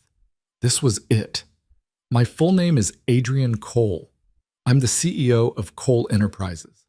We do investment acquisitions, property development, venture capital. My company's worth about $3 billion. I'm personally worth more than that. The words landed like stones in water. Lily's face went through several expressions: confusion, realization, hurt. Shh. She stopped. Started again. You're a billionaire. Yes. And you didn't think to mention that? I tried. Multiple times. I didn't know how. Lily stood up, sat back down, stood up again. Emma knew, she said suddenly. She recognized me at the clinic, and she didn't say anything. I asked her not to, told her I'd tell you myself. When were you planning to tell me? Today, at the coffee shop, before the hospital called. Lily laughed, but there was no humor in it. So what? You were slumming it? Wanted to see how the poor people live? No, it wasn't like that. Then what was it like? Because from where I'm sitting, it looks like you lied to me for weeks. Let me believe you were someone you're not. I never lied about who I am, just what I have. That's the same thing to people like me, Adrian. Money changes everything. It changes how people see you, how they treat you, whether they're being honest or just saying what you want to hear. I know. That's exactly why I didn't tell you. So you thought lying was better? I thought if you knew, you'd treat me differently. You'd see the money instead of me. Lily wrapped her arms around herself. You didn't give me the chance to decide that for myself. She was right. Adrian knew she was right. I'm sorry, he said. You're right. I should have told you immediately.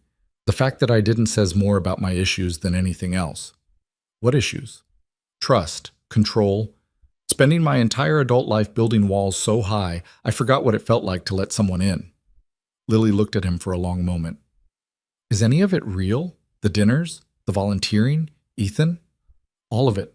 Everything with you has been the most real thing in my life in years. How am I supposed to believe that when you've been lying from the start? Adrian didn't have a good answer. Just the truth. Messy and insufficient as it was. You're not, he said. I can't make you believe me. I can just tell you that meeting you changed something, made me realize my entire life was built around avoiding exactly this kind of conversation, this kind of vulnerability. And now?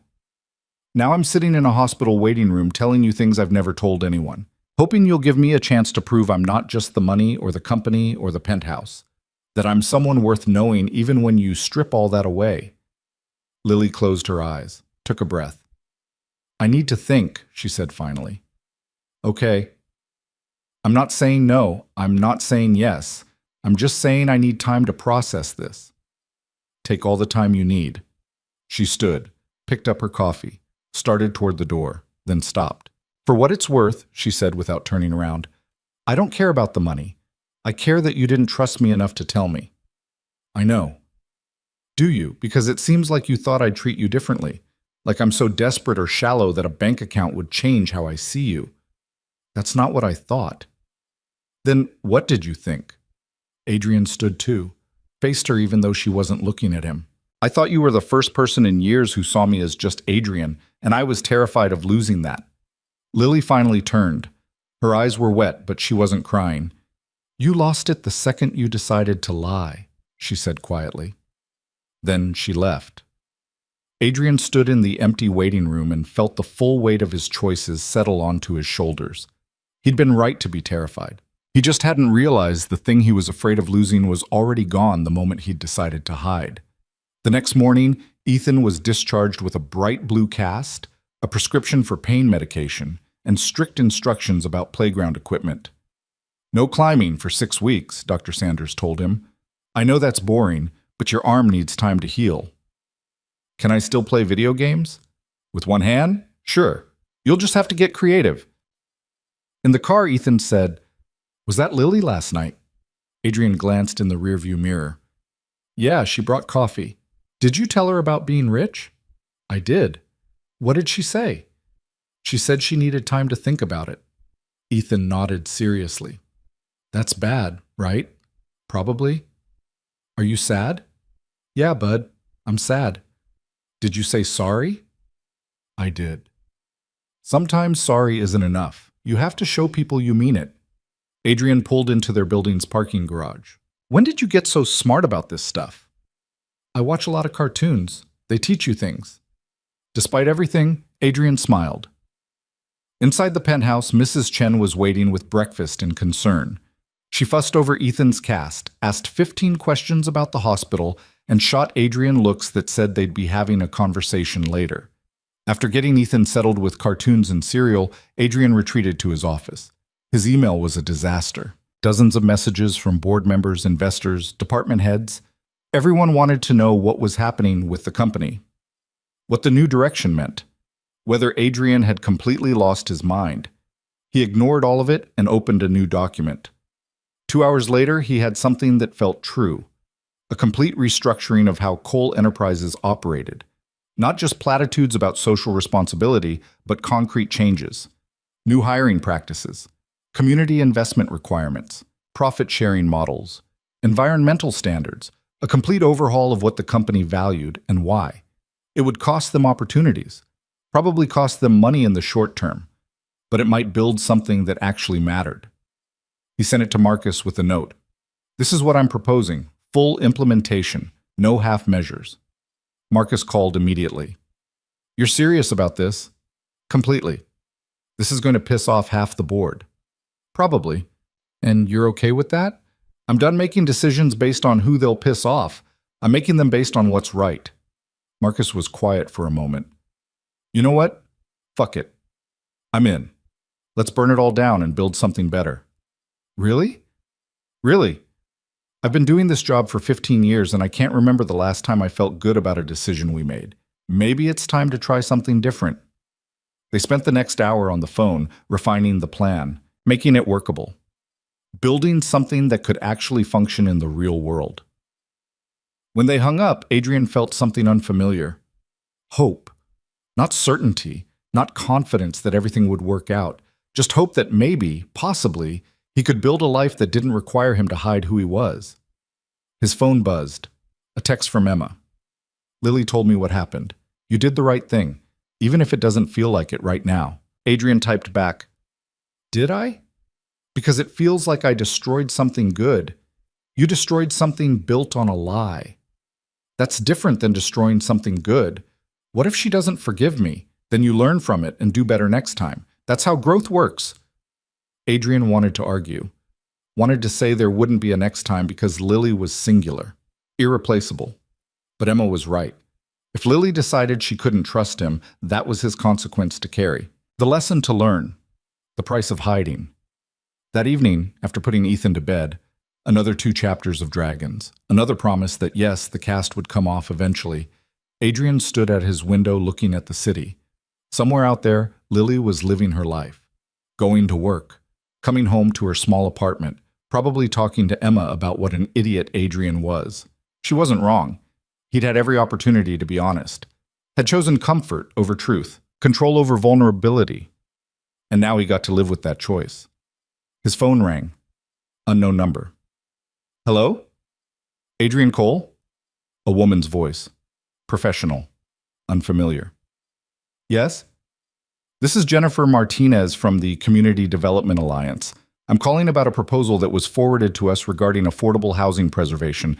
Someone said you might be interested in discussing alternative acquisition strategies? Adrian frowned. I'm sorry, I don't... The Meridian Properties development? We heard you passed on a traditional acquisition. We're wondering if you'd be interested in a different approach, one that keeps the housing affordable while still creating value for your company. It took Adrian a moment to process. Who forwarded this to you? Dr. Emma Clark. She said you might be open to creative solutions. Emma. Of course, Emma. I'm listening, Adrian said. Jennifer explained the framework, a public-private partnership. Cole Enterprises would acquire Meridian, but instead of converting to market rate, they'd maintain affordability through a combination of tax incentives, subsidies, and a long-term community trust model. It would take longer to see returns. The profit margin would be smaller, but the housing would stay affordable. The families would stay housed, and Cole Enterprises would be doing something that actually mattered. This could work, Adrian said slowly. It could, but it requires a company willing to prioritize long-term community benefit over short-term profit. Dr. Clark seemed to think you might fit that description. When can we meet? How's Wednesday? Wednesday's perfect. They set a time. Adrian hung up feeling something he hadn't felt about a business deal in years. Excited, not about the money. About the possibility of doing something right. Tuesday morning, Adrian got a text from Lily. Can we talk? In person? His heart jumped into his throat. When? Tonight? After work? I could come to you, or you could come here, or we could meet somewhere neutral. Come here. I want you to see it. See what? Everything I didn't tell you about. A long pause. Then, okay. 7? I'll be here. Adrian spent the rest of the day nervous, told Mrs. Chen he needed the evening free, ordered dinner from a restaurant that Lily had mentioned liking, cleaned the already clean penthouse until even he realized he was just creating busy work. At 6:30, he sat Ethan down. Lily's coming over. I know, I heard you tell Mrs. Chen. I need to talk to her. Adult stuff. You okay hanging out in your room for a bit? Is she still mad at you? I don't know. Are you going to fix it? I'm going to try. Ethan nodded. Okay, I'll be quiet. You don't have to be quiet, just give us some space. I can do that. At 7 sharp, the doorman called up. Lily was in the lobby. Send her up, Adrian said. He stood by the door. Heard the elevator, counted the seconds. Then there was a knock. Adrian opened the door. Lily stood there in her work clothes, the same navy dress she'd worn the first night, looking tired and uncertain. Hi, she said. Hi, come in. She stepped inside and stopped. The penthouse was everything Adrian had tried to hide. Floor-to-ceiling windows overlooking the entire city. Modern furniture that cost more than most people's cars. Art on the walls that was definitely original. A space so large and carefully designed it barely looked lived in, except for Ethan's dragon book on the coffee table, and a blue crayon on the counter, and shoes by the door that were very clearly a child's. So this is where you live, Lily said quietly. Yeah. She walked to the windows, looked out at the view that Adrian had bought specifically for moments like this, the power of height, of being above it all. It's beautiful, she said. It's too big. It's really too big. My son said it feels like a hotel. Lily turned to face him. He's not wrong. Adrian gestured to the couch. Do you want to sit? Not yet. I want to say something first. Okay. I spent the last 2 days being angry, at you mostly, but also at myself for not seeing it, for not questioning why someone would show up alone to a fancy restaurant and not bat an eye at the prices, or drive a Tesla to a community center, or pay cash for a dental visit. Lily, let me finish. She took a breath. I was angry because I felt stupid, like I should have known, like I was this naive person who couldn't see what was right in front of her. You're not naive. I know that now. I was just choosing to see the person instead of the circumstances, which is what you said you wanted, right? For someone to see you as just Adrian? Yes? Well, I did. I saw a guy who showed up at the wrong table and stayed anyway, who asked real questions and gave real answers, who brought his son to volunteer and read instructions on how to water an orchid and looked genuinely lost in a community center. Adrian didn't know what to say. That person was real, Lily continued. The money doesn't change that. The penthouse doesn't change that. What changes it is that you didn't trust me with the truth. I know, and I'm sorry. Not just sorry I got caught. Sorry that I made you feel like I didn't think you could handle knowing. Why didn't you think I could handle it? Because everyone handles it. Everyone changes. They start seeing opportunities instead of a person. Start calculating what they can get. And I didn't want you to do that. So you didn't give me the choice. No, I didn't. Lily sat down finally, on the expensive couch that probably cost what she made in 6 months. I can't promise you I won't treat you differently now, she said, because knowing this changes things, not because of the money itself, but because of what it represents. The gap between our lives. The fact that you can fix problems with a phone call while I struggle to pay rent. That's not small, Adrian. I know. But I also can't pretend that the last few weeks didn't happen, that I didn't like who I was getting to know, that there wasn't something real building. Hope flickered in Adrian's chest. So what does that mean? He asked. It means I'm willing to try. Actually try. With full honesty, no more hiding from either of us. Either of us. I haven't been completely honest either. I let you believe my life was harder than it is because it was easier than admitting I've been stuck. That I've made choices that kept me safe but small. That I used my circumstances as an excuse not to want more. Adrian sat beside her, not too close, giving her space. What do you want more of? He asked. I don't know yet. That's the scary part. But seeing you change your whole life because you realized something wasn't working, that made me think maybe I could change too. They sat in silence for a moment, just breathing, just being. I talked to Emma, Lily said finally. She told me about the housing project, the partnership with the community group. You know about that? She's the one who set it up, called in favors, made connections. Emma doesn't do things halfway. She's terrifying. She's protective. Lily smiled slightly. She also said you're probably going to lose money on it. Probably. And you're doing it anyway? Yeah. Why? Adrian thought about all the reasons. The practical ones about long-term value and community goodwill. The strategic ones about building a different kind of company. But the truth was simpler. Because 1,800 people deserve to stay in their homes, he said, and because for the first time in my career, making less money feels like making the right choice. Lily reached over and took his hand. Her hand was warm, small in his, real. I want to try this, she said, but I need you to be honest with me about everything, your work, your life, your son, the good parts and the messy parts and the parts you think might make me run. I can do that. Can you? Because honesty is scary, especially when you've spent years hiding. I know, but I'm tired of hiding. What changed? Adrian looked at her, really looked, at the woman who'd asked a simple question in a restaurant and somehow started unraveling everything Adrian thought he knew about his life. You did, he said. Meeting you made me realize I've been living in a way that protected me from everything, including the things that make life worth living. Lily squeezed his hand. That's very smooth. It's also true. I know, that's what makes it smooth. They both smiled. From down the hall, there was a crash, then Ethan's voice. I'm okay. The dinosaur fell. Lily laughed. Should we check on him? Probably. They found Ethan in his room, surrounded by toys and trying to pick up a large plastic dinosaur with one arm. Need help, bud? Adrian asked. I got it. Oh, hi, Lily. Hi, Ethan. Cool cast. Thanks. I can't do stuff with it, but it's blue, so that's good. Blue is the best color for casts. That's what I said. Lily knelt down and helped him reorganize the toys. Adrian watched them together, his son explaining the intricate rules of his dinosaur game, Lily listening like it mattered, and felt something settle in his chest.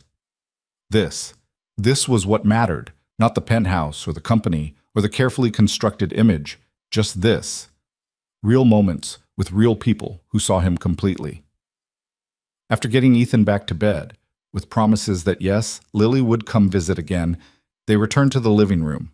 The food Adrian had ordered was getting cold. They ate anyway, sitting on the floor because Lily said the couch was too formal. I have a meeting tomorrow, Adrian said between bites. About the housing project. Would you want to come? To a business meeting? To see what it actually looks like, what I'm trying to build. Lily considered this. I work until 3. Meetings at 4. I can pick you up. In the Tesla. I could get a different car. I'm kidding. The Tesla's fine, just weird. Everything about this is weird. Yeah, but maybe that's okay. They finished eating, cleaned up together, stood by the windows looking at the city lights. So, I should go, Lily said finally. Early shift tomorrow. I'll walk you down. In the elevator, Lily said, This is really happening, isn't it? What? This. Us. Whatever we're calling it. Do we need to call it something? Eventually, but not tonight. They reached the lobby. The doorman pretended not to notice them. Outside, Lily's bus was just pulling up. Convenient timing, she said. Lucky. She stepped closer, rose on her toes, kissed his cheek. Thank you for being honest, she said. Thank you for giving me another chance. Don't make me regret it. I won't, she smiled. Liar. You probably will at some point. People do. But as long as you're honest about it, I can deal. She got on the bus. Adrian watched it pull away just like the first night. But this time, she knew who he was, and she'd chosen to stay anyway. The meeting with the Community Development Alliance went better than Adrian expected. Lily sat beside him, asking smart questions about implementation and timelines. Emma showed up halfway through with coffee and moral support. Marcus presented the financial model with genuine enthusiasm instead of corporate detachment. By the end, they had a framework. Not perfect, not guaranteed, but possible. A way to make money while protecting people. To build value without destroying communities. It would take work, compromise, patience. But it could happen. After everyone left, Adrian, Lily, Emma, and Marcus stood in the conference room looking at the whiteboard covered in notes and diagrams. This is insane, Marcus said. Completely, Emma agreed. Are we really doing this? Lily asked. Adrian looked at the three of them. His business partner. The woman who'd protected Lily from him. The woman who'd changed everything just by asking a question. Yeah, he said. We're really doing this. 3 months later, the Meridian deal closed. Not as a traditional acquisition. As a partnership. Cole Enterprises owned the properties, but the community trust managed them. Tenants stayed housed. Rents stayed affordable. The company took a smaller profit margin, but gained something more valuable. A reputation for giving a damn. The board was split. Half thought Adrian had lost his mind. The other half saw the long-term play, the PR value, the employee morale boost, the way talent flocked to a company that actually stood for something. Grayson's replacement was a woman named Sarah Chen, who'd spent 10 years in nonprofit development before moving to private sector. She understood profit, but she also understood purpose. The company started shifting, slowly, not perfectly, but shifting. Adrian cut his hours to 60 a week, then 50. Started having dinner with Ethan 5 nights instead of 2. Showed up to school events, learned the names of his son's teachers. Lily kept her job at the clinic, said she needed something that was hers, something that wasn't connected to Adrian or money or expectations. He understood that. They saw each other 3-4 times a week, sometimes with Ethan, sometimes just the two of them, building something real brick by brick. It wasn't always smooth. They fought about money, how much was too much to spend, whether Adrian buying dinner always created imbalance, what it meant that he could solve problems she couldn't. They fought about time, her work schedule versus his, who compromised more, whether his flexibility was privilege or effort. They fought about the future, what it looked like, whether they wanted the same things, if the gap between their worlds could actually close.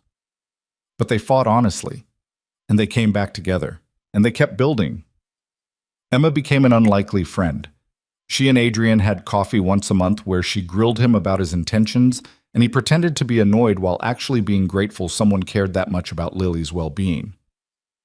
6 months after that first dinner, Adrian took Lily and Ethan to the community center, another volunteer event, this time for a weekend literacy program. They read to kids, helped organize books, set up activity stations. Ethan taught a little boy how to sound out difficult words. Lily coordinated parent volunteers with the same quiet competence she brought to everything. Adrian moved chairs and didn't think once about the opportunity cost of his time. At the end of the day, Maria Santos pulled him aside. "You're different than you were," she said. "Yeah?" "Yeah. First time you came here, you looked like someone doing community service for a tax write-off. Now you look like someone who actually cares." "I do care. I can tell. So can they." She nodded toward the families packing up. That matters more than money ever could. Driving home, Ethan asleep in the back seat again, Lily said, "You look happy." "I am happy." "Really happy or just content?" "Really happy." "Why?" "Because I am too, and it's weird." "Why is it weird?" "Because I spent so long thinking happiness was something that happened to other people. People with more money or better circumstances or easier lives. Turns out it's just this. Choosing to show up, choosing honesty, choosing people who make you want to be better." Adrian reached over and took her hand. "I love you," he said. It was the first time he'd said it. Lily didn't respond right away, just held his hand tighter. "I know," she said finally. "I love you too. Even though you're ridiculously rich and drive a stupid car and live in a penthouse that could fit my entire apartment building. Even though? Because of. In spite of. I don't know, just love. The messy, complicated, scary kind. That's the only kind that matters." A year after walking up to the wrong table, Adrian stood in that same restaurant. Different table this time. The right one. Lily sat across from him, wearing a dress that wasn't navy blue. Emma and Marcus were at a nearby table, pretending they weren't watching. Ethan was with Mrs. Chen under strict instructions not to call unless it was an actual emergency. "Why are we here?" Lily asked. "Anniversary." "Of what?" "Of me making the best mistake of my life." Lily smiled. "That's cheesy. I know, but it's true." "What if I hadn't been sitting at that table? Then I would have had a boring business dinner and kept living the same hollow life I'd been living for years." "You don't know that." "Yeah, I do. Because meeting you didn't just change what I was doing, it changed why. Made me realize I'd been optimizing for all the wrong things." The waiter appeared. They ordered. The same things they'd ordered that first night, just for the symmetry of it. When the food came, Lily said, "Can I tell you something?" "Always." That night, the real blind date who was supposed to show up, he texted me the next day, apologized for canceling, asked for a second chance. Adrian's heart stopped. "What did you say?" "I said no. Told him I'd met someone else." "You didn't even know if you'd see me again." "I know, but I knew I wanted to, and that felt like enough." Adrian reached into his jacket pocket, pulled out a small box. Lily's eyes widened. "Adrian, it's not what you think. I mean, it is, but also isn't. Just open it." She opened the box. Inside was a key. "What is this?" "Key to the penthouse. I'm not asking you to move in, not yet, but I'm asking you to have the option, to come and go, to be part of that space in a real way, to stop being a guest and start being whatever we are." Lily picked up the key, turned it over in her hand. "This is a big step." "I know." "What if it doesn't work?" "Then it doesn't work. But at least we'll know we tried for real."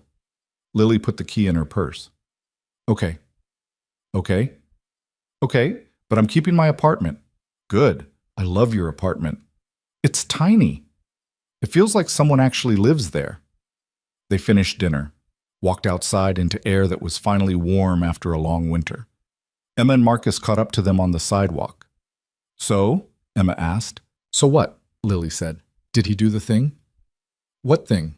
Emma looked at Adrian. "You didn't do the thing." "I did a thing, just not the thing you're thinking of." Marcus laughed. He gave her a key instead of a ring. Classic Adrian. Baby steps toward commitment. "It's not baby steps," Adrian protested. "It's appropriate steps. Keep telling yourself that." They walked together toward the parking garage. 4 people who hadn't known each other a year ago, who'd been brought together by a mistake and a lie and a willingness to see past first impressions. Emma peeled off first, then Marcus, until it was just Adrian and Lily standing by his car. You want to come over? Adrian asked. To the penthouse? Yeah. I have a key now. I can come over any time. So is that a yes? Say, Lily smiled, kissed him. Not on the cheek this time, but properly. The kind of kiss that felt like a beginning instead of an ending. Yeah, she said. That's a yes. They drove to the penthouse. Ethan was asleep when they got there. Mrs. Chen had texted to confirm. The apartment was quiet, dark except for the city lights through the windows. Lily used her new key to open the door.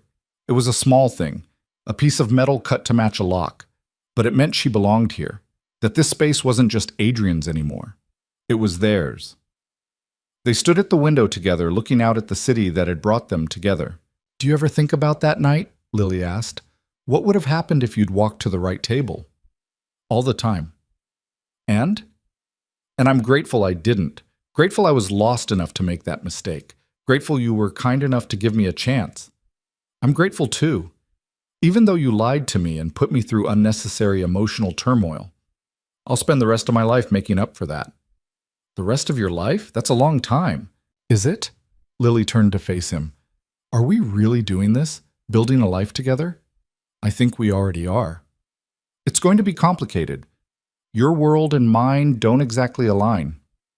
Then we build a new world, one that's actually ours. Lily leaned her head on his shoulder. Adrian wrapped his arm around her. Below them, the city continued. Millions of people living millions of lives, making mistakes, finding connections, building and breaking and rebuilding. Somewhere down there, someone was probably sitting at the wrong table right now, making a choice that would change everything. Adrian hoped they were brave enough to stay, brave enough to be honest, brave enough to build something real from an unexpected beginning, because that was all any of them could do. Show up, tell the truth, hope that the person across the table saw something worth staying for. And then, if you were lucky, if you were honest, if you were willing to do the work, build a life that mattered. Not because it was perfect, but because it was real.